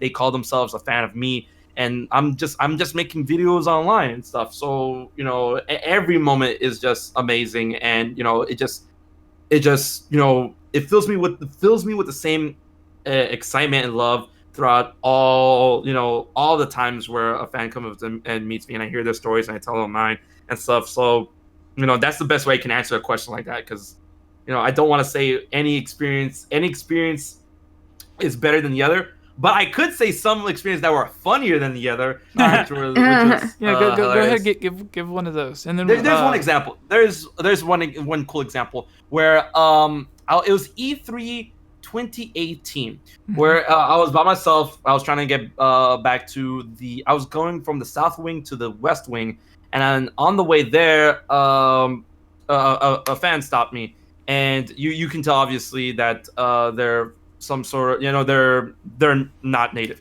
and that they I didn't want to assume, but they this guy was Japanese, right, and straight out of Japan too, like to the point he did not speak English. So he spoke to me in Japanese. I obviously can't understand him. I'm like, he's trying to tell me something, like I didn't know if he was asking for directions or if you need to go somewhere, or he was asking like where I got my shirt or whatever. So then he obviously knew there was a language barrier. So then he went like this. He went like this. He was like, smash! And I'm like, oh! Like, you watch my stuff. And then like I shake his hand, we hug each other, and then he wanted to take a picture. And then I was like, oh, I'm like, you know, in the best way I could say, I'm like, thank you. Like thank you for watching my video, arigato and stuff. And then he went his own way and went my way, and I'm like, that was really cool. And then like I kept going and stuff. And so that was a like one of the funnier experiences and stuff. And that's how they were able to overcome that language barrier. I'm like, that's neat. Smash brings people together. We got two things in chat, and then Geek can get her question out, and then we can move on to the thing. So Dragon King Gonzalez gives a $5 super chat saying, hello everyone. Thank you. How are y'all doing? I have a question about starting my own channel. Do you think making a character for the channel a good idea? So like is that directed at us or directed like Lockston and Noggin? Like how he has that little skull dude, or Gaijin Goomba, like that? Or like an avatar to represent like I Hate Everything? If you're talking about like a picture, instead of like having your face as like the logo or the profile picture of the channel, if you want to get an avatar, like I have one, I think almost everyone basically uses one. Those are really cool, especially because you can change it up and get different ones, and then you can also put it on merch and sell it for shirts and stuff, or people, like you'll see people download it, have it as wallpaper and stuff, and that'll be cool. If you're talking about a character that you play, like the Angry Video Game Nerd, sometimes it works out, sometimes it doesn't. You just have to find what fits you best. But RMFH also has a comment, and he roomed with us during the E3 2018, which was the last one you were at, HMK. Because it sucked last year without you. Like, it was basically the entire Chamber of Sages. I went to Japan. Yeah, he was in Japan. I was broke. We all went out to dinner. It was my favorite restaurant. That I don't know if you guys. She was the last. I think she was the last guest we had on the podcast. Holly Wolf. She probably collaborated with us like more than anyone. And she's a big cosplayer if you guys want to go check her out. And she also has a nice PG gardening channel that's really good if you're into gardening, flowers, and stuff. So you can go check out some of her Zelda cosplays and stuff. She's got some really good videos. But she introduced us to this amazing restaurant. And every time I go to LA, I always stop at the restaurant. And so Zeltic, or Ed, was sending messages like, hey guys, come hang out. And like the group, we were just busy doing different things, and finally we had free time, so we were like, all right, go to this place. It's like right next to where the LA Convention Center is. It's got really good food, blah blah blah. Like, so we all went there, and it was my group. We always do a big fan meetup when we're at E3, and we all have dinner. So it was like a few fans that came along. That's and cool. Then it was just really great because it was like my podcast team, aside from Geek, she wasn't able to come. And then we had a few fans there that were not just fans of us, but fans of like the whole Chamber of Sages. And the rest of them were there. But then, like, the one person that was missing, it was sad. But I don't blame you for it. You went to Japan. Honestly, like, if I had the chance to, like, E3 or Japan, I would probably hands down, go to Japan. I would love to go there. That's just an experience. So good. But yeah, RMFH in the chat, he says, meeting you at E3 2018 was so effing sick. I remember waiting in the KH booth for like 3 hours, hoping you'd still be hanging out near the booth.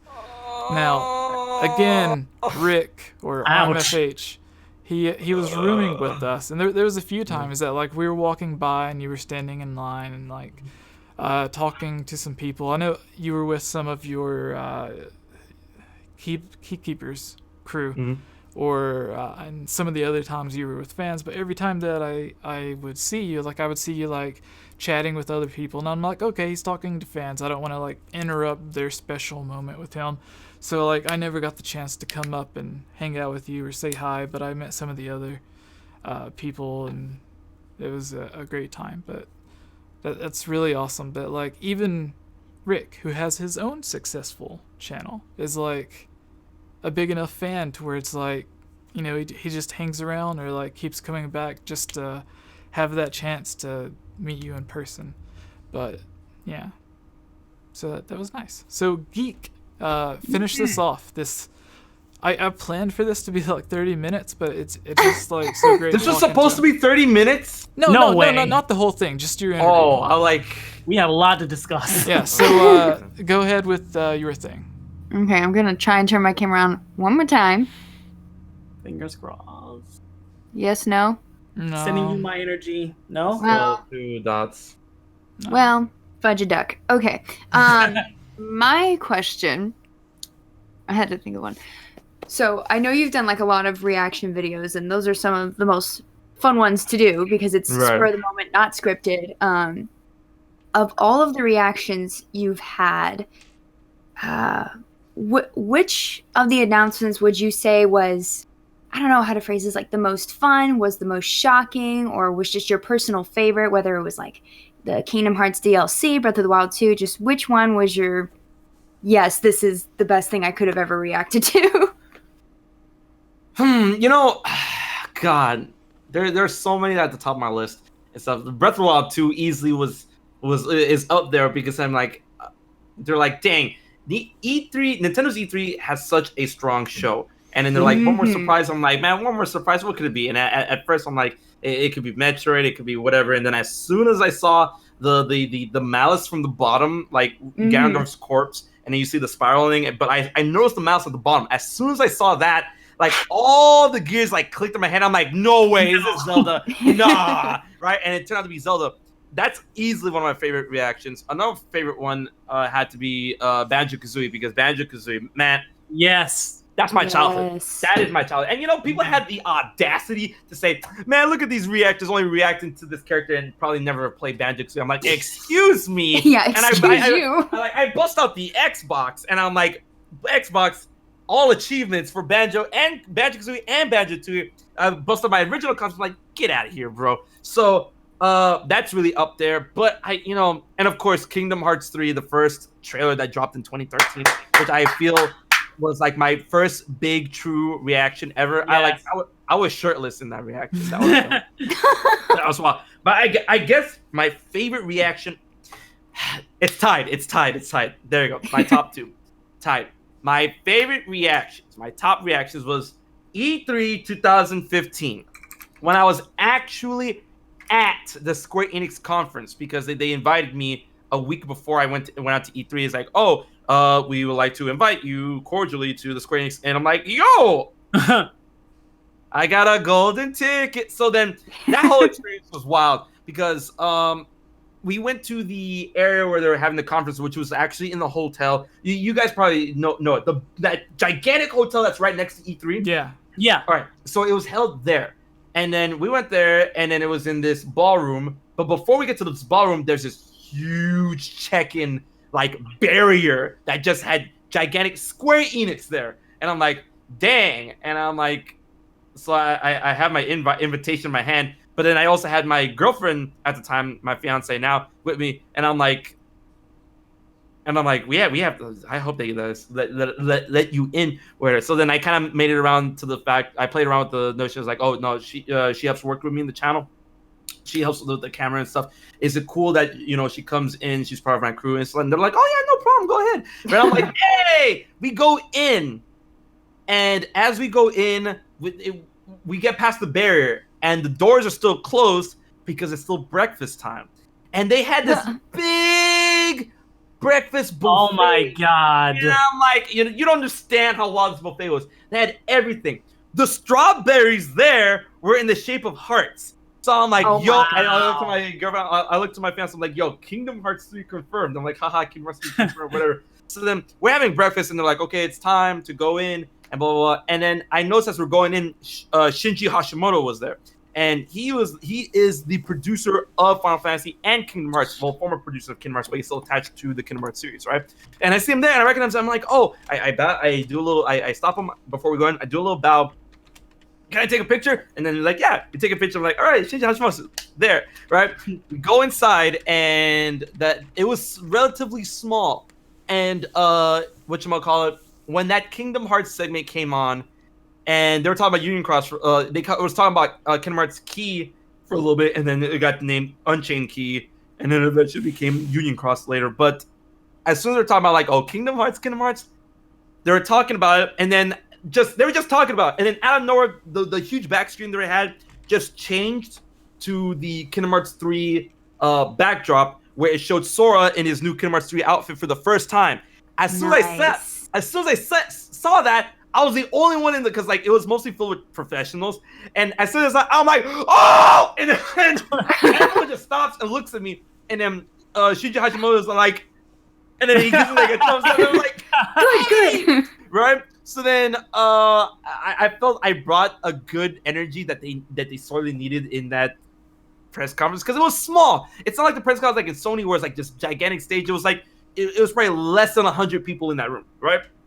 So then he's talking about how there's a trailer, and he puts up the trailer, and I'm hyping up this trailer, and I'm like, let's go. I see the trailer, I'm losing my mind. I'm recording it as well. I'm losing my marbles and stuff, but it was also being live streamed, right? So then after the trailer was over, I yell out, "Thank you!" Right?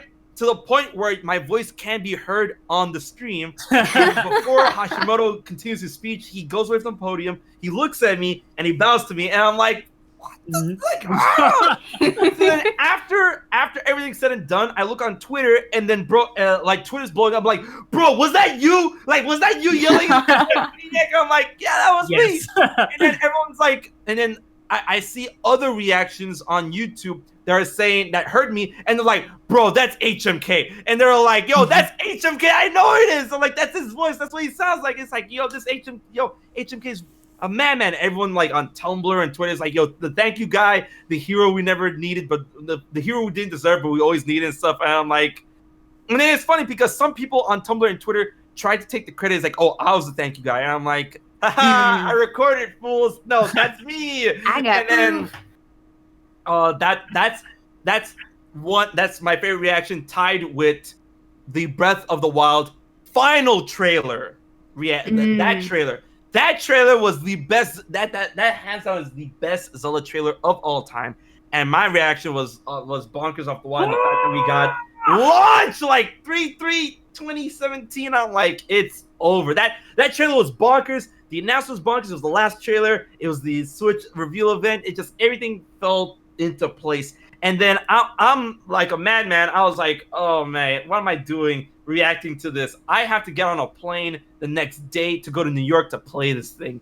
And I lost so much sleep.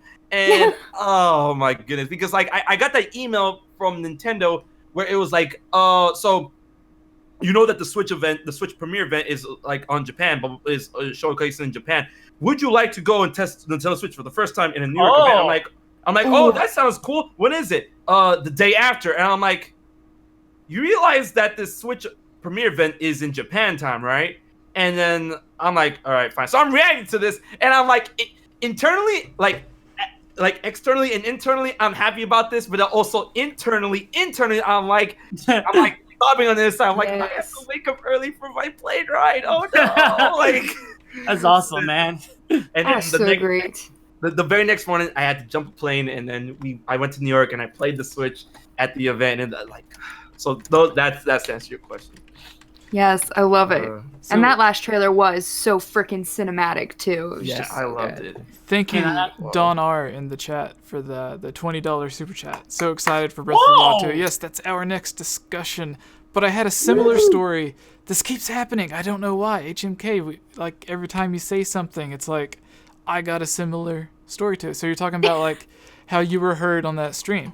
So you know, at that same building for the past couple of years, I don't know if it was in 2017 or whatever, but it was after so yeah, it was the 2018 E3, and Jeff Keighley always does the YouTube live or gaming live, Splice, whatever it's called on the YouTube channel, and it's just like interview after interview. They just interview almost everyone, and so they have a thing to where you can get a wristband if you're like media or important or whatever, and it's basically just to get important people that other people would recognize to be in the background, and because they're inside, and then there's a patio outside where they have drinks and stuff, and Holly Wolf brought us over there, and we were all hanging out and sitting around and stuff, and then Daniel and I were just like, oh, let's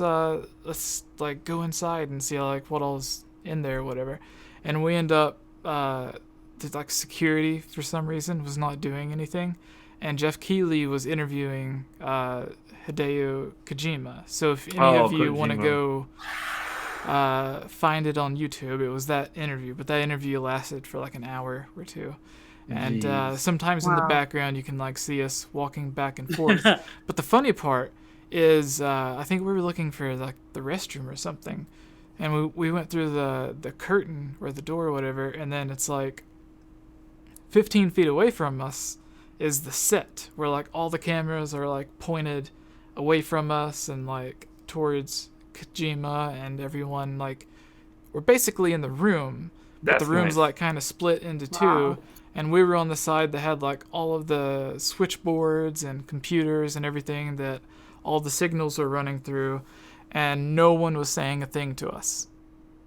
And Daniel was like, I don't think we're supposed to be here. And then I was looking around, and like no one else was even like near where we were. It was like everyone was like away from it, just in case they accidentally did step on a cable or something. And I was like, we have to be very careful so we don't get arrested or something. Oh, jeez. So we like snuck back out and everything, but it was the craziest thing, because like you want to stay there because you're like, it's Kojima, and then Right. But, But like, you don't you- want to, like... yeah, you don't want to get in trouble and then like get kicked out and like not be able to come back. But it was a really great story. But anyways, And actually, my question? yeah, sure. It was my question is regarding Twitch. Just because that Twitch has been my focus full time now. Because unfortunately, my YouTube channel got taken down. Unfortunately, Yeah, I heard about I saw that, yeah. yeah, it happened in December. It was over Just Dance because I do a lot of Just Dance Ubisoft, yeah. videos. Yeah. So I've just been focusing on Twitch now full time, and it's been going pretty good for me. I just hit 420 followers, yay! And I just got 50 subs, yay! So I'm pretty happy about that. So it's just like, because my setup right now, HMK, is inspired by yours. 2 monitors here, the Elgato, the key light, the capture card, the mic, everything. So it's like, what would you say for aspiring Twitch streamers? How to like just reach for those higher numbers and just do better overall as a streamer? Oh man, the biggest advice I have about this, and then people constantly disregard it because there's always those content creators who are like, yeah, but what's the easy way to do it, right? So there's always those people. The biggest advice for aspiring content creators, there's 2 huge things that people have to understand before getting into the nitty-gritty when it comes to Twitch. One, consistency. You have to stream consistently at least 3 times a week. More the better, right? Consistency. All right. And 2, you have to, and this is one thing I see all the time when it comes to like people that are streaming and they're like, oh, why is my stream not going anywhere? Why is my stream numbers not going up? Why is my stream not? The one thing I see all the time that they're like, why? I'm like, well, that's why. Stay active on stream. Keep talking. You have to learn how to talk to yourself if you're not streaming with other people.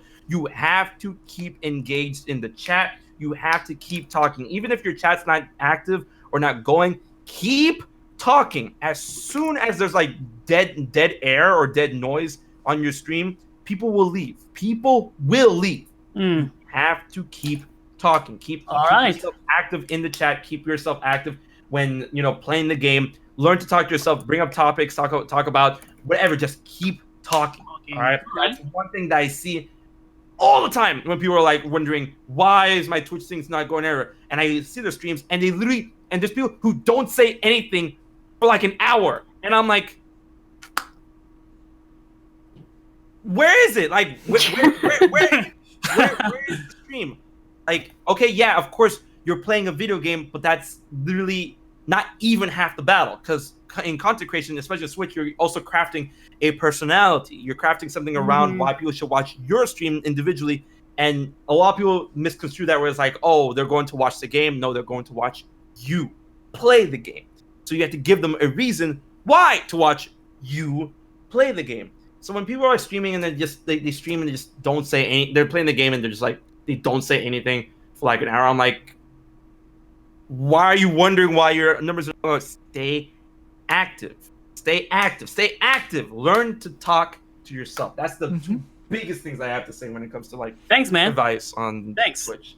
Yeah. To go along with that, Yeah. I want to say, like, when you play a game on Twitch, there's probably dozens, if not 100 other people playing the game. If it's like a popular one, Right. most people, like there are some people that genuinely just want to check out the game. Doesn't matter who's playing it. They just want to see what the game's like for a few minutes. But most of the people aren't coming to watch you because you're playing Breath of the Wild or because you're playing whatever, Grand Theft Auto or whatever it may be, Kingdom Hearts. They're coming because they accidentally came across you, and then they happen to randomly click on your video, and they're there to watch they're there to watch you and your personality. Like, they connect with you. They could be watching anyone else playing in the game, but they're there watching Hollywood you. is here. Yeah, hey, we were just talking about you earlier. Hi.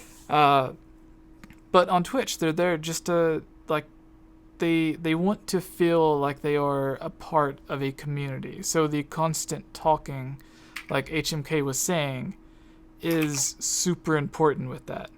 Even if it's just like one person in the chat, or 10 people, or 20, as long as you, like, say their name, make them feel important, make them feel like they're part of the community. That's why. All right. Right, that's very important. Community building, super important in Twitch. Yeah.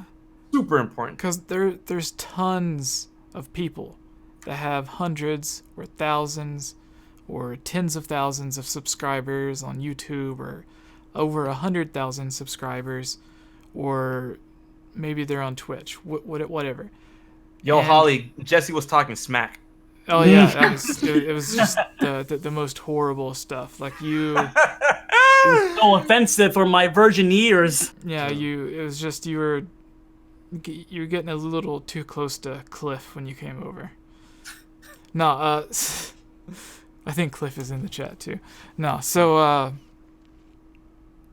when they're watching, they want to feel engaged, and there's tons of people that have tons of subscribers that just absolutely get ignored. And, like, it's as if they don't care. Like, they don't appreciate what they have. There's tons of people that actually love their community and they want to build it, but they only have like 10, 15 people watching every day, when there's people with like thousands of people watching, and they don't pay attention to the chat at all. Like, yes, it's going fast, but you can turn it on like slow chat mode to where you can see it, but yet they still ignore it. Like, every now and then they might glance over and be like, oh, hi, blah, blah, blah, welcome. But most of the time they're just basically commentating or repeating on what they're doing in the game instead of actually talking to their chat. And that's the most important thing, is that people want to feel like they are a part of the community. They're For sure. special. Like, that's one. Oh, I was gonna say, like, that's one thing I do is I make sure I go back like a few pages up and make sure every single comment gets read. You know, because that's one thing that I don't like when that happens to me on other people's streams. So when I see someone comment and it's been like a good 2 minutes, I'll rewind the chat up a bit and just go through the comments real fast, make sure everyone's comment got read. Because that, to me, I want to make sure that their voice is heard, you know? Yeah. So Geek was giving the story earlier when she was just a normal fan of the YouTube channel. And Normal. well, like, you know, just like, I know what you mean. and like, she would comment on videos and stuff, and then at the end of the podcast we have our Q&A, and then we title the Q&A section, that video, we just title it over whatever the first question we answer or whatever the best question that we answer is. And one day it was hers, and she, like, you know, she was talking earlier, like, it made her day. Like, she couldn't believe that, like, her question got answered, her name got said. And, like, that's all it takes, is, like, people, like, to you, it's just, like, it's nothing. Like, you're just saying their name, like, why would that be such a big deal? But to some people who watch you every day, like, you saying their name or answering them being recognized, appreciated, it makes them, like, that could completely turn their day from like a bad day to a great day. So that's the most important thing to go along with what HMK was saying. But let's start the Breath of the Wild thing so we can hurry up. Yeah. I'm sorry it took so long, guys. We'll probably have to split that interview into like 2 different videos. Anyways, so Right. No, that's fine. Yeah, I'm good. Yeah. I'm good with that. do you have like 30 more minutes though to make sure? No, I'm good. I'm chill. All right. Hello, everyone. Welcome to the Hylian Gamescast episode 102. In this section, we're going to be discussing what we believe the beginning, end, and the overall story of Breath of the Wild 2 is. How we think it's going to start, how we think the events are going to unfold, and how it could possibly end. We have 2 guests here with us. We have MoChocolate. Hi, everybody. Thank you again for inviting me, Jess. And you're welcome. And we have our special guest who's here for the first time, but he's been on a bunch of other videos in the past. Welcome, HMK. Hey, what's good, everybody? I hope you guys are ready for some Breath of the Wild 2 talk. Yes. And Jesse, thank you so much for having me on. Yeah, man, it's honestly a pleasure. Like, as I said earlier, if I didn't want you on here, or like, sometimes people request people and you're like, I don't know that person, but I guess I'll bring them on. And then like, there's nothing to be said. The conversation's over in 30 minutes and it's like, that was dumb. But like, sometimes it gets like this to where you actually enjoy talking to the person and you want to keep it going. That's why it took us 2 hours to get through the first segment. But Let's say, with this, you being, I'm so sorry, because your video's not there. The Geek Apprentice, co-host of the Hylian Gamescast. It's okay. They know who I am. Yeah. It's fine. So, Like, they know. yeah, they know. They hear me 𝐓𝐰𝐢𝐭𝐵 laugh at weird points. Yeah, 𝐓𝐰𝐢𝐭𝐵 or Kayla and Daniel or Capt Bergerson aren't here today. They're busy and sick or whatever. They're off exploring their own adventures. So That's true. One of them has the flu. Yeah, our special guest here, HMK. Everyone needs to go out and check out your own Zelda Breath of the Wild videos. So to start out, Breath of the Wild 2. When the game begins, the original, it begins with, Link, wake up, he gets out of the waterbed, whatever. pretty much. Yeah. How do you think Breath of the Wild 2 will begin? Like, the cutscene, like, is it gonna start off, like, directly where Breath of the Wild finishes, to where Princess Zelda's like, oh, we need to go check on whatever in Vah-Ruta. Vah-Ruta is like messing up, having 𝐿𝐳 with $18.90. Oh my god! Is there anything about you know Breath of the about- Wild 2 that I can't share? Actually, I do. What? Stuff and things. So Great. Now you open up a can of worms that you're gonna have to try and get yourself out of. Uh-oh. I spoke without talking. I spoke without talking. Nothing. Okay. Quote of 2020. We have a guest coming on next week. That was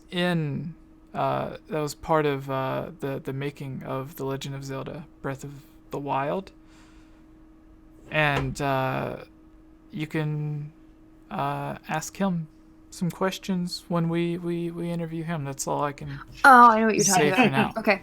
Don't give it away. I won't. No, so no. Okay. But HMK, I guess go Yeah. ahead. How do you think it's gonna? when it comes to the beginning of Breath of the Wild 2, I really think it's gonna follow the trailer. I feel that's a really good point in opening up the game in relation to the first game, because like once it starts like that, it will give us it'll give the viewers, the players, reason to like, hey, listen, what happened between whatever time gap between Breath of the Wild 1 and Breath of the Wild 2 happened. So after the game opens up again, you want to go back to all those old areas, see how Hyrule has changed between the two times and whatever. And I feel the way it's going to begin is that Link and Zelda are going to be underground looking for something, and that something turns out to be Ganondorf's corpse. And why they're looking for that something? Because, you know, in the trailer we heard, I would say, a very weird song. And I had a theory a while ago about that, about who's ever singing that song could be Fi, whatever. You know, the spirit within the Master Sword that we know. Sorry to from. interrupt. Does she sing when she dances in Skyward Sword? Yeah. Okay, I forgot. I didn't know. Yeah. So she's singing to Zelda or Link, letting them know there's something bad about to go down, and they're gonna have to go and look for it, right? And I feel that going down into the earth, on the way to Ganondorf's corpse, certain context will be filled up on why they're there, how they got there, what has happened between the two games leading up to finding Ganondorf's corpse, and then you know, everything hits the fan, and then of course that's how the game is going to begin in my opinion. And that once Ganondorf wakes up, there's going to be a huge cave in and stuff that's going to separate you from Zelda, and then that's literally you in the beginning of the game trying to figure out how to get out of the caverns back to the surface, kind of how you have to figure out how to get off the Great Plateau onto the lower world of Hyrule. That's going to be how the game begins, like you getting out in the cave, and then as soon as you get up and the light shines and you're back on the surface of Hyrule, Breath of the Wild 2, and then go. I like that. What I think. Yeah. So to add to that, there's a lot of people that want like actual dungeons and temples to return. Yes. But there's a lot of people Yes. like, oh, that's impossible. Like, where would they No, be? it's Like, not. we already seen it. Where would they be? No. Where would they be? Here's the thing. I made a video about this. Like, it's literally the easiest answer in the world. What happens when you first start Breath of the Wild? You go to the pedestal, put your Sheikah Slate on it. All of a sudden, these giant towers that nobody knew were there just pop up out of the ground from nowhere. There's just giant Sheikah towers. They've been there the whole time. And then during the DLC, what happens? Like, you go to the next pedestal and do whatever, and then all of a sudden there's new shrines that just rise up out of the ground from nowhere as if they were there the whole time. Literally coming out of the ground. A creative way they could do it is when the castle rises, Ganondorf makes it causes like an earthquake or something, and maybe like some ice falls down or whatever and reveals another cavern. Like when you have to go to the bones of the Leviathan. The Leviathans, yep. Yeah, and there's like the shrine or whatever down there. Maybe another one opens up, but then that cave, like where the avalanche comes, but that one leads to like maybe an ice dungeon or something. And then yes, sir. I'm gonna let you continue. There's an easy way to do this, but go ahead. No, okay. I was gonna say, like in, what was it? Skyward Sword, like, and some of the fire temples are like literally built into the mountains, and you could easily, like, now that they don't have to worry about, you know, evil people attacking them, like I can't believe I forgot it. The Ganon. Oh, Holly, 69.99. Thank you, Holly. Breath of the Wild is going to be a sexy game. That is all. Thank you so much. Thank you. 69 lol. Thank you. 69. So like they have the temples that are like built into the thing, and like we see in Twilight Princess, there's the giant Goron that's like trying to break down the rock wall so you can get to the next area.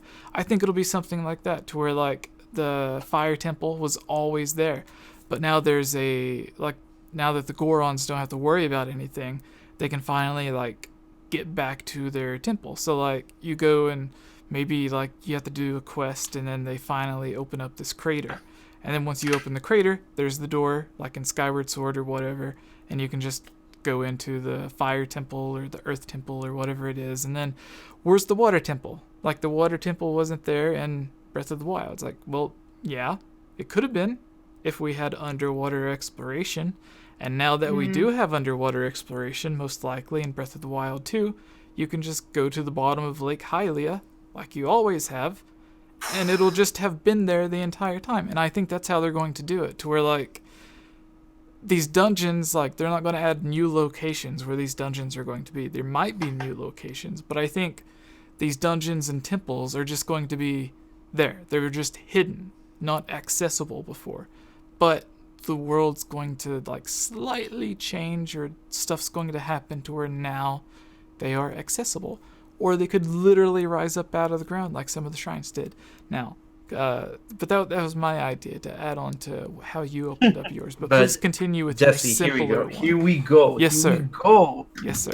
How are you gonna build on top of Breath of the Wild? Where are the dungeons gonna be? We already know the overworld. Now we just need that. This is the overworld of Hyrule. Double that for the underground. Yeah. So there's all the dungeons are gonna be underground. And get this, just get this. The Sheikah Towers. Yes. They're not towers. They're elevators. Oh yeah. That would be cool. Lead you down into specific parts of Hyrule scattered around. And you know what the biggest playmaker to that? The Gerudo Tower. That is literally in a crevice. They will lead you down to segregated parts of the underground of Hyrule to explore and find these dungeons. Nintendo, hire this man! All right.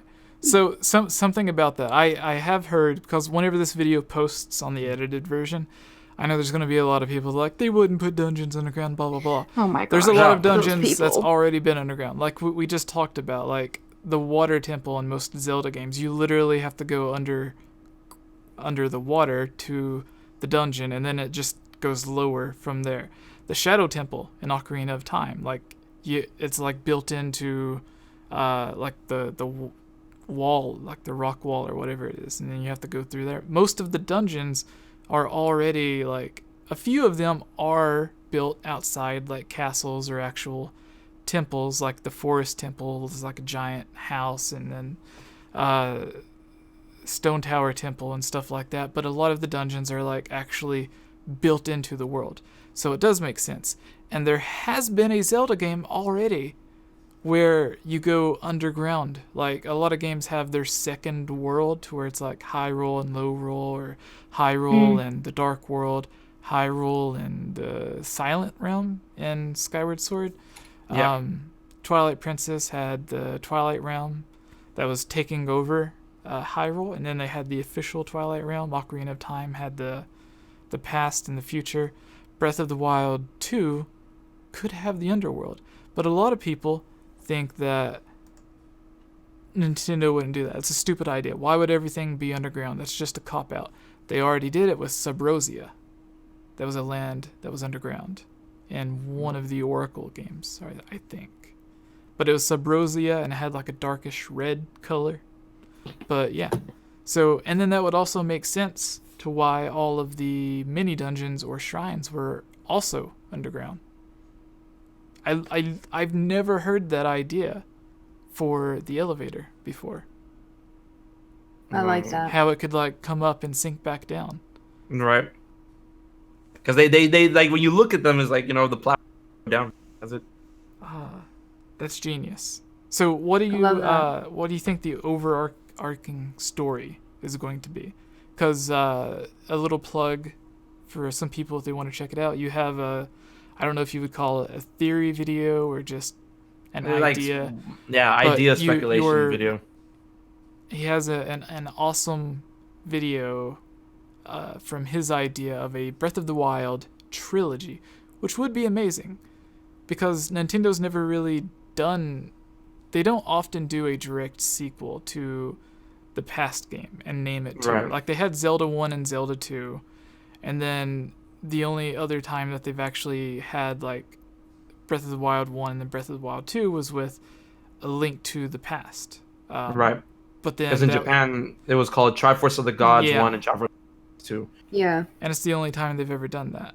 But with Breath of the Wild 2, it's like they've gone back to the numbering thing. So like it is possible that you could get a Breath of the Wild 3. But anyways, what do you think the overarching story is going to be? Like Ganon escaping? What's going to happen?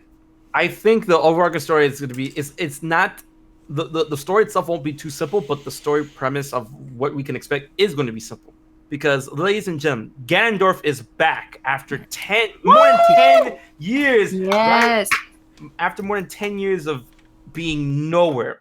And we all know Ganondorf is only after one thing. And that is the Triforce, which was also missing from Breath of the Wild, from the first Breath of the Wild. Yes, I understand the power with the Triforce mark on Zelda's hand. Whatever. You know, the Triforce has not been named. It was not a huge thing to find or to look for within Breath of the Wild 1. Those are the two components missing from Breath of the Wild, the Ganondorf and the Triforce. What's going to be the overarching story in Breath of the Wild 2? Ganondorf is back. He only wants one thing. The search for the Triforce continues once again. And I feel that that's how Zelda's going to come into play. That he's going to just, he's going to revive himself. He's going to grab her. And I'm like, all right, princess, you're gonna take me to the Triforce, and you're gonna take me now, and then that's gonna be the overarching story of a race against time against Ganondorf, trying to find all pieces of the Triforce, if it's in pieces or whatever, or trying to stop him or gain enough power to stand against him if you were to get all three pieces of the Triforce. But I feel that's gonna be the overarching story for Breath of the Wild 2. And Ganondorf's return and the return of the search for the Triforce. I can't wait to see that new design they're gonna give him. It's gonna look amazing. Yes, I can't wait. Yep. I love their new designs. Oh, I love how half of us when we saw the trailer were all like, her hair is short. Right? How do you not notice that? That short hair was wild. What I would love is if they did what they did with Pokemon Gold and Silver, where you go to a new area, but you can still go back and revisit old areas and see how much better or different they've gotten. I would love that. That would be really cool to see what kind of how Hyrule has changed over all this time. See how these people grew up. If the towns got rebuilt bigger, if they were able to recapture the Hateno Fortress and stuff, and all these other things to see. Not the Hateno Fortress, the Akkala Citadel to see if they recaptured that. I would love to see how the world has tried to evolve after the fall of Calamity Ganon, and now they're gonna have to deal with Calamity Ganondorf, which is gonna be fun. Do you guys think if you have a save file of Breath of the Wild that all your armor, your weapons, no, okay, transferred over? Okay, that'd be I think you might get a perk, but not everything. I feel that's a little too ambitious for Nintendo's take. I know they've done that for games like Mass Effect. But nah, especially if we're going to be getting new gameplay elements. That Aonuma did confirm that we're going to be getting new gameplay elements in a familiar world. I don't think you'll get all your armor and weapons back or anything like that. Especially if they're going to do away with breakable weapons, because I know that was just a huge complaint in the first game. I didn't like it. And I think that's going to be the thing. I think speaking of, someone brought this up in chat, and assuming they go this direction again, which I kind of hope they do, I want to know who Re-Dead, Mummified Ganondorf's voice actor is. Ooh. Paul St. Peter. Yes, I agree. What he said. Yes, what he said. All right, now who's that? Who's that? Okay, so he voices Xemnas in the Kingdom Hearts series, but for other things, he voices Kurama from Naruto in English. He voices Yami from Bleach in English. He voices Leomon, Warmon, and Deoboromon from Digimon. And he also voices... He's the man. Yeah, he also is the announcer for Soul Calibur 5 and 6. He's the announcer for Soul Calibur. He's the guy who's like, Soul Calibur 6. Yeah, his voice, man. I want to hear him order McDonald's with that Xemnas voice. Yeah. Be hilarious. So, no pickles, please. Yeah. I will love that. Well, I don't know if you guys talked about it when I was gone, but earlier, one of my friends, Cliff, a lot of the people watching the video in the community know who he is, but he was talking about the land area that's off to the side, that there's a valley I know they have to cross to. Yep. People have hacked the game to where they can get over there on the the emulated version and stuff. Oh, right, but I'm pretty sure they fall through, don't they? No. There's some houses and stuff that are built there as if they use it as sort of a test area or something. I know. Yeah, I know the area, the same area where they're stuff. Sorry, you and they cut had a out little there? house. it's the same area that I remember that Nintendo was testing on that area to see if they were going to put Minish in the game, and like there's like these little small and bigger houses and stuff. Yeah, I That makes know. sense. Yeah. So that's also something that a lot of people haven't talked about a lot, or that I haven't seen at least, is that they announced that Breath of the Wild 2, which I don't know if this is necessarily true or not. They could have had the idea to make 2 from the beginning and realized like it's just going to be such a huge story. But what was it? They said Breath of the Wild 2 came about because when they were making DLC for Breath of the Wild, they had too many ideas. So they wanted to bring it over to create its own game with its own story and everything.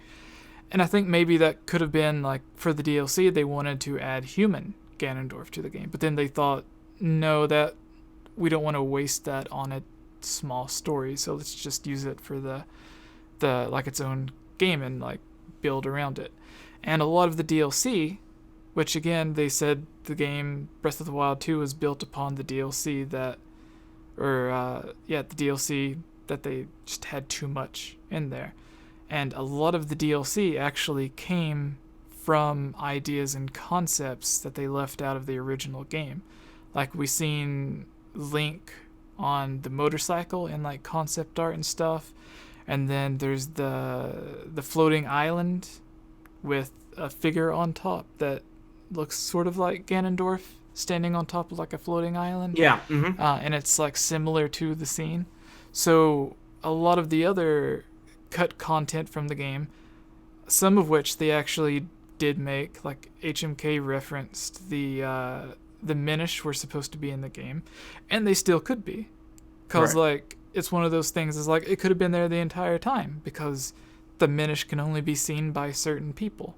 So maybe it's just like, oh, now that Calamity Ganondorf's gone, we can be safe, so we will show ourselves to everyone. And then now suddenly like you see Minish everywhere instead of finding Koroks. It could be, I don't know, it could be something like that. That's a good idea. Yeah. But what was it? So some of the concept art from like the Minish cap, and then even like that alien thing that they made, where like they said someone had an idea of aliens, and then Aonuma was just like, okay, we'll just go with it for a week and show me what you have. And then they showed it off, and it was just like the lasers shooting down, Link running away from the spaceship and stuff.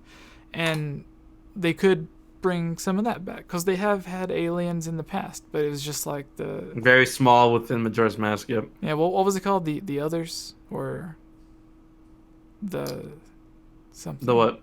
I didn't know what they called them, but Romani was all like, oh, they down on a foam ball, like try to steal the cows, whatever. So that's the. I think they could bring some of that back. So if you want to know what could possibly be in Breath of the Wild 2, I would say look at the Creating a Champion book, because it has a lot of the DLC that was taken out of the original game, and then it has a lot of concepts that they turned into DLC. And since Breath of the Wild 2 came from DLC that they wanted to put in, then I think there's not all of it, but I think some of the stuff in there is going to make an appearance in Breath of the Wild 2. Like, there's the underwater suit that Link has, but I think they're just going to use a normal, like, Zora tunic or something. Or, like, maybe it gets blessed, and then now Link can breathe underwater, so that allows him to start diving. It could be something like that, I don't know. But I think those... Like, if you want some ideas and stuff, go look at that book, because it does have a lot of stuff that they've already shown. Oh, like man, that book is so good. Yeah, the fucking... sorry. And they show off... there was originally the Kokiri champion instead of... Yeah, I'm so mad about that. I'm mad. I'm actually legit mad. Do you remember why they left the Kokiri out? Not exactly, but like they were just saying that within if I'm remembering from the book correctly, they were saying, oh, within development, eventually we settled on the idea to have Rita represented in the game, and they said I feel they said that like it would be too confusing to have Kokiri and Koroks in the same game. I'm like, oh great, but you have Rito and Zora in the same game, so yeah, whatever.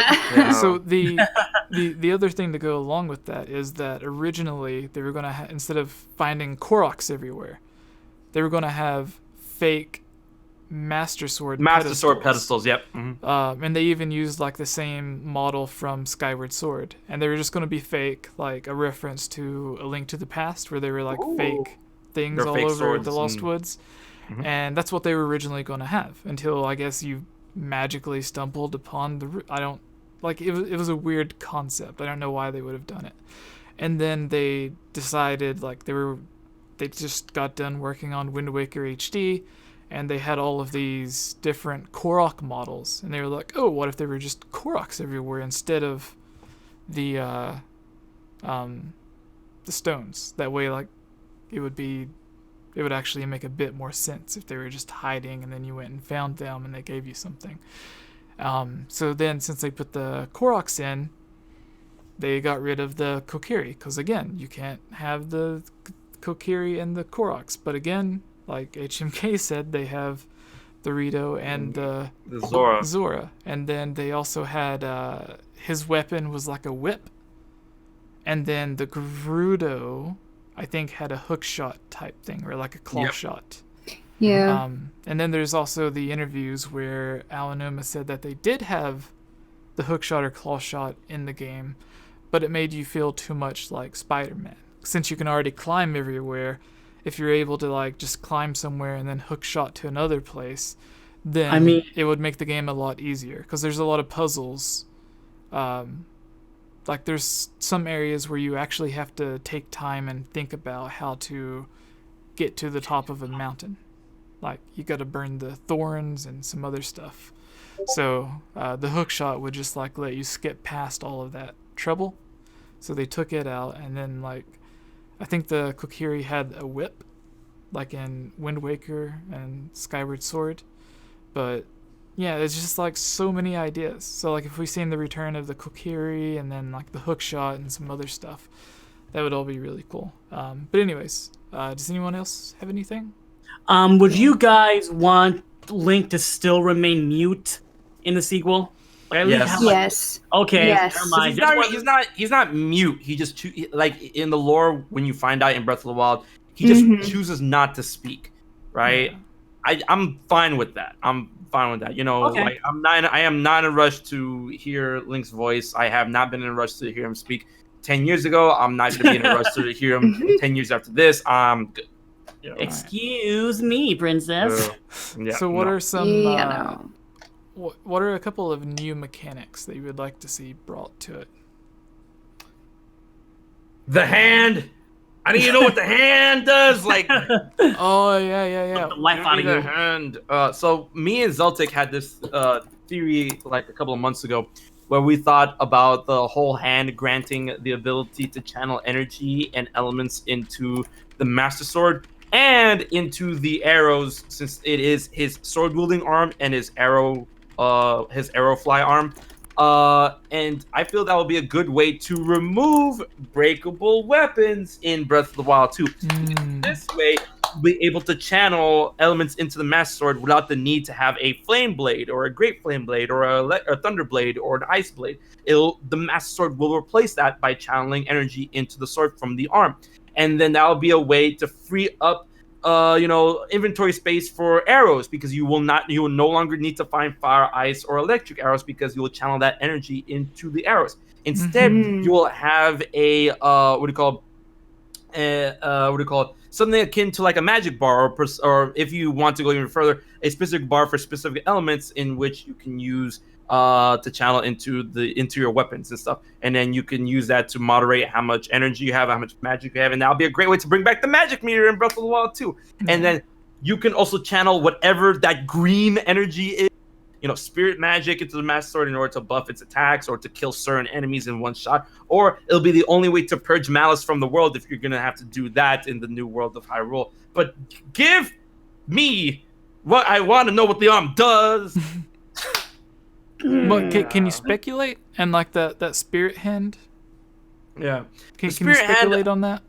I feel okay. So I have so many theories on what that hand could be. But one big theory that I've put out is that and this is a wild boy theory, is that the hand is not, a lot of people are like, oh, it has to be a good guy because it saved Link, it's going into Link's arm, it's sealing Ganon, it has to be good. I'm like, what if it's not good? What if it's actually something akin to a follower of Ganondorf that did that to him in order to keep him alive? Oh yeah, like someone like Zant or Girahim. Sant, Girahim, or Aghanim, to keep him alive so that he will come back at his strongest. Because I have a theory that, malice, it never truly goes away, because the source of malice, as we thought was the Calamity Ganon, is actually Calamity Ganondorf, as you see the malice pouring from his wound, his very being. And I play around with the theory that once you defeat malice, it goes back to the source, builds up again, gets angrier, gets more powerful, and then leaks out again. But then the whole reason why that's happening is because, Ganondorf is literally biding his time and biding his power and biding his energy to the point where his malice, his hatred, his power will be strong enough so that when he doesn't have the Triforce of Power, he'll be unstoppable. And literally, he had to wait over more like 10,000 years plus with this plan. He had to be patient. And now Breath of the Wild 2 is when that plan, it will finally come to fruition. And he's like, I have built up enough malice, I built up enough power in order to take over Hyrule without the aid of the Triforce, and yikes. So that's my take on what the hand could. All right. So for everyone listening, I know that there's 4 of us here, but we keep asking HMK because the Geek Apprentice has been on, as a co-host of the podcast, almost every episode. People are always asking our opinion on Breath of the Wild. So we've already given like almost everything we can give.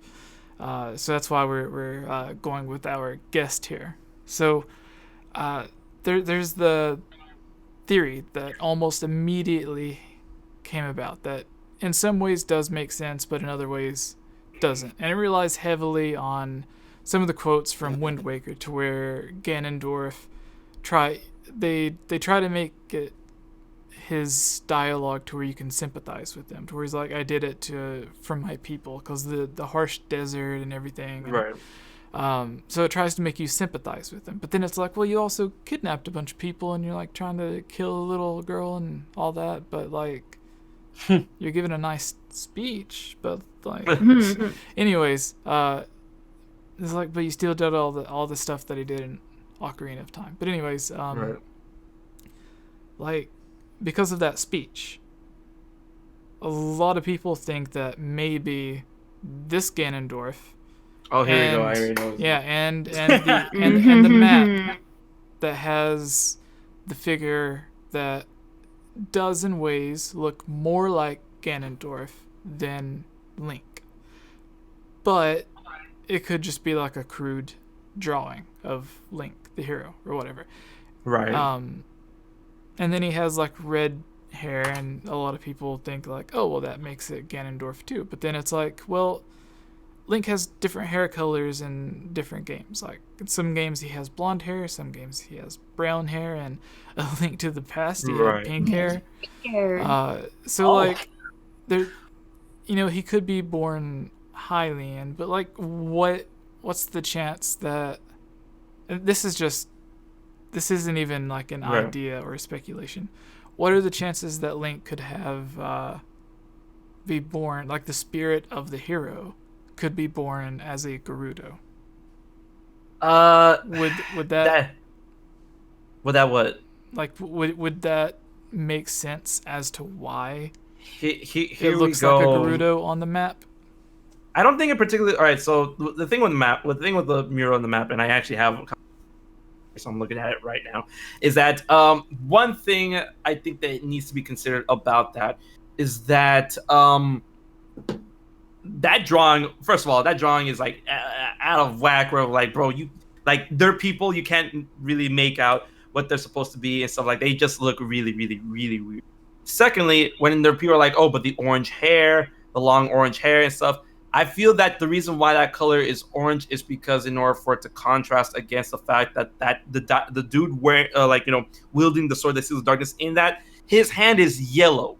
right? So I feel that in order for like, to keep that contrast going, it's like, okay, his hand is yellow, but if we made his hair yellow and his head yellow, then people would get confused and they're like, what's going on, blah blah blah, what's this drawing? So they did that on purpose in order to like, hey, listen, his hand is yellow for a reason, so like to not take away from the fact that his hand is yellow, they're not going to make his hair yellow and orange or whatever. And then also that goes into the really deep lore about the Legend of Zelda and why the hero like couldn't be a Gerudo. And that has to deal with the fact that, of course, the Hylians are the gods' chosen people.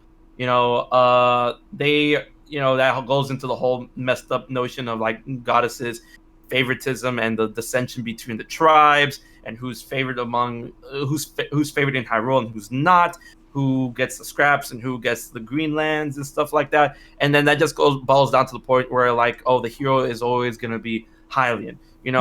Link, he was raised in in Orden with the Ordanians in Twilight Princess, but he was still Hylian. They all had rounded ears and he had sharp ears, and he was still Hylian there, and he was still the hero. It turned out to be the hero. So like, the notion of the hero ever being a Gerudo is definitely, I don't think it's on the books, especially with the goddesses constantly creating design in order to have a hero rise up against the eternal evil that is the reincarnated demise, going into Calamity Ganon, and all that. So I don't feel that the theory or the idea or the notion that the mural depicts a Gerudo hero to be true all because of all of those reasons, and that's what I have to say about that.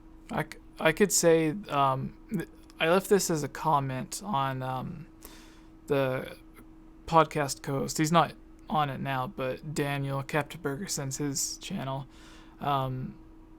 He made a video talking about why he doesn't necessarily believe in the good guy Ganondorf theory, which is kind of what we're talking about.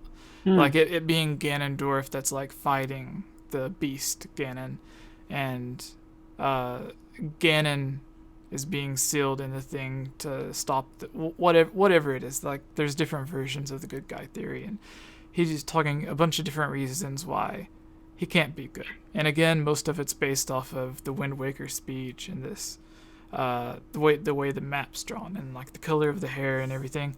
And I would say like the different color of the hair could have been drawn to resemble like at certain moments when Link gets powered up, like the sword gets powered up or whatever, like it starts glowing.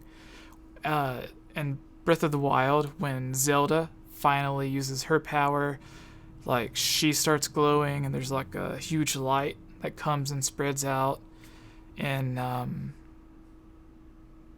what is it, like Ocarina of Time, they give special power to the sword before Link does the final blow. And Breath of the Wild, it could be that the same type of power that Zelda has that's like making her glow, or it could even be the power that he ends up getting in the trailer from Breath of the Wild 2 that we've seen, to where like he turns blue. Like it could be, instead of how he collected runes, he gets these different powers that like different colors for different abilities.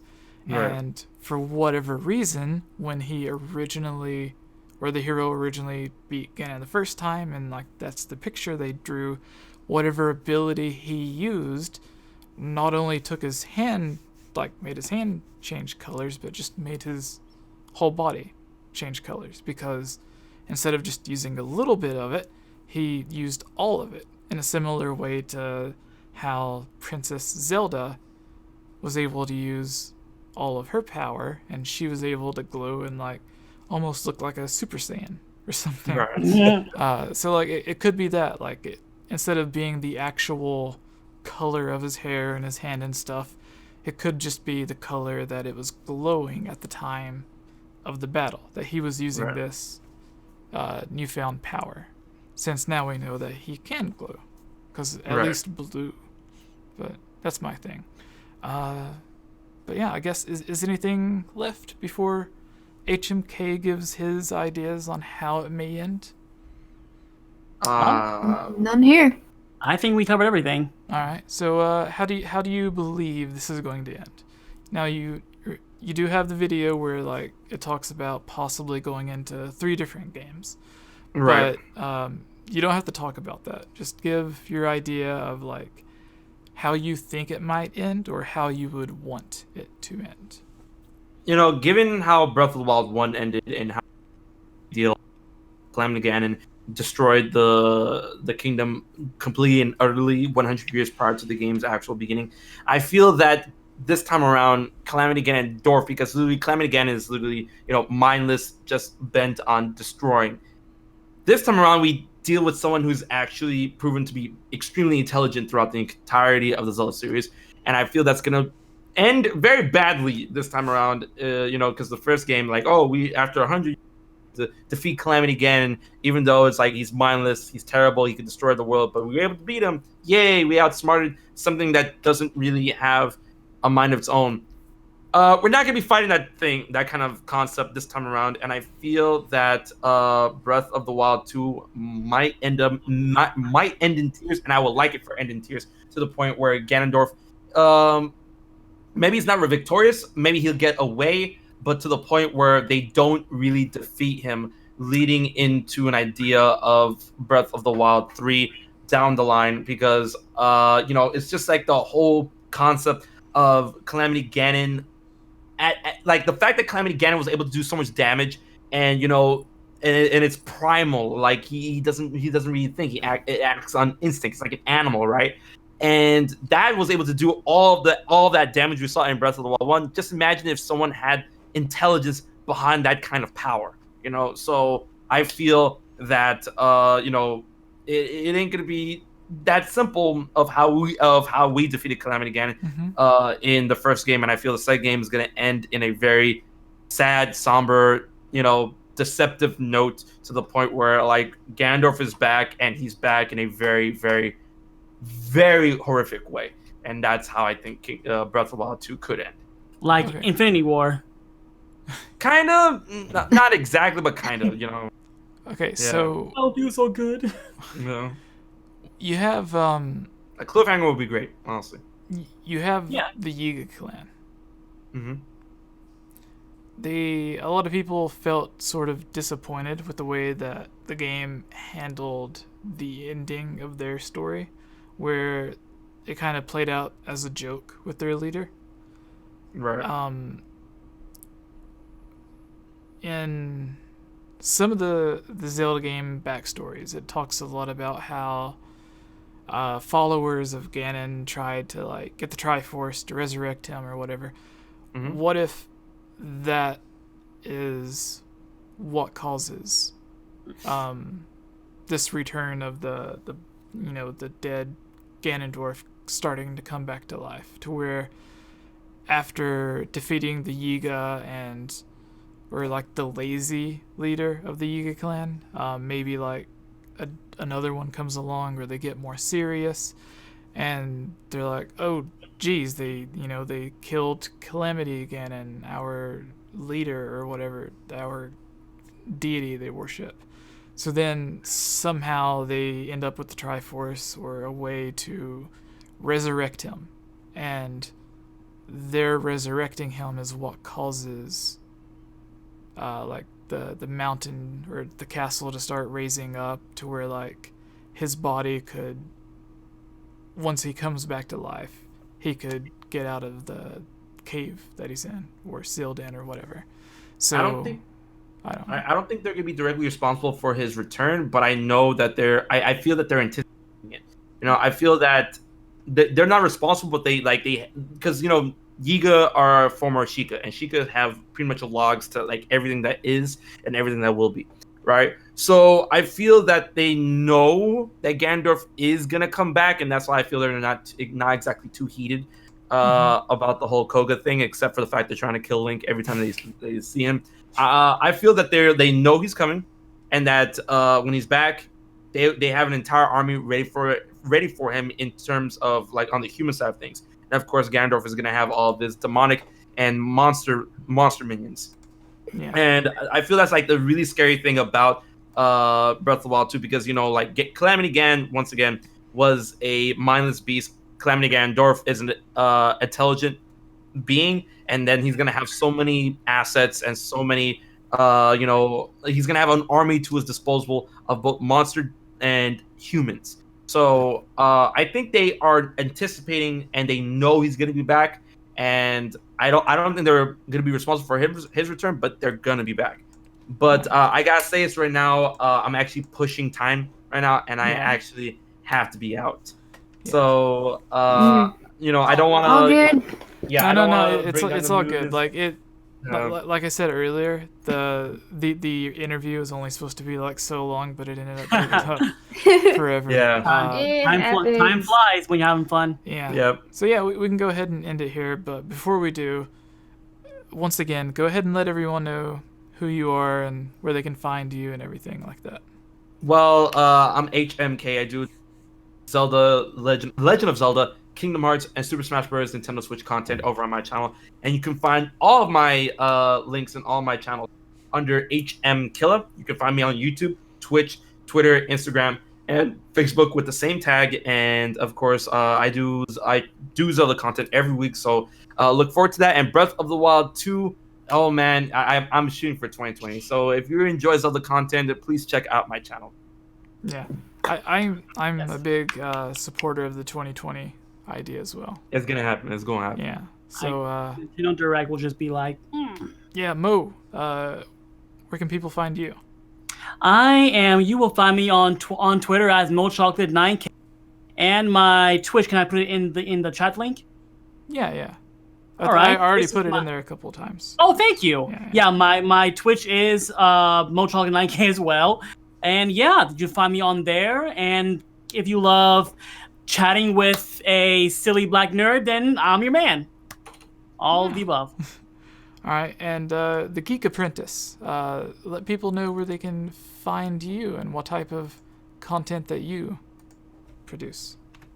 Well, y'all know me. I'm the Geek Apprentice. You can find me on YouTube by that name, mostly YouTube, for a myriad of geeky content, everything from Zelda to Harry Potter, Disney, including the MCU and Pixar, How to Train Your Dragon, all that good stuff. And I sometimes dual stream YouTube and Twitch, and I have an Instagram, all the same name. All right. Well, MoChocolate, HMK, the Geek Apprentice. Thank you all for coming. Sorry again for it being 2.5 hours. Like when we started, I said I want to try to make it a quick one, about an hour and a half at the most, and it just went on for so long. But thank you so much for coming on. That's all good. It's been way too long. Thank you. We should have had you on a long time ago. So hey, you know where to find me. Yeah. Everybody watching, the 90 to 100 of you that watched us for almost 3 hours. Thank you all. Thank you all for the donations and the new subscribers and everyone.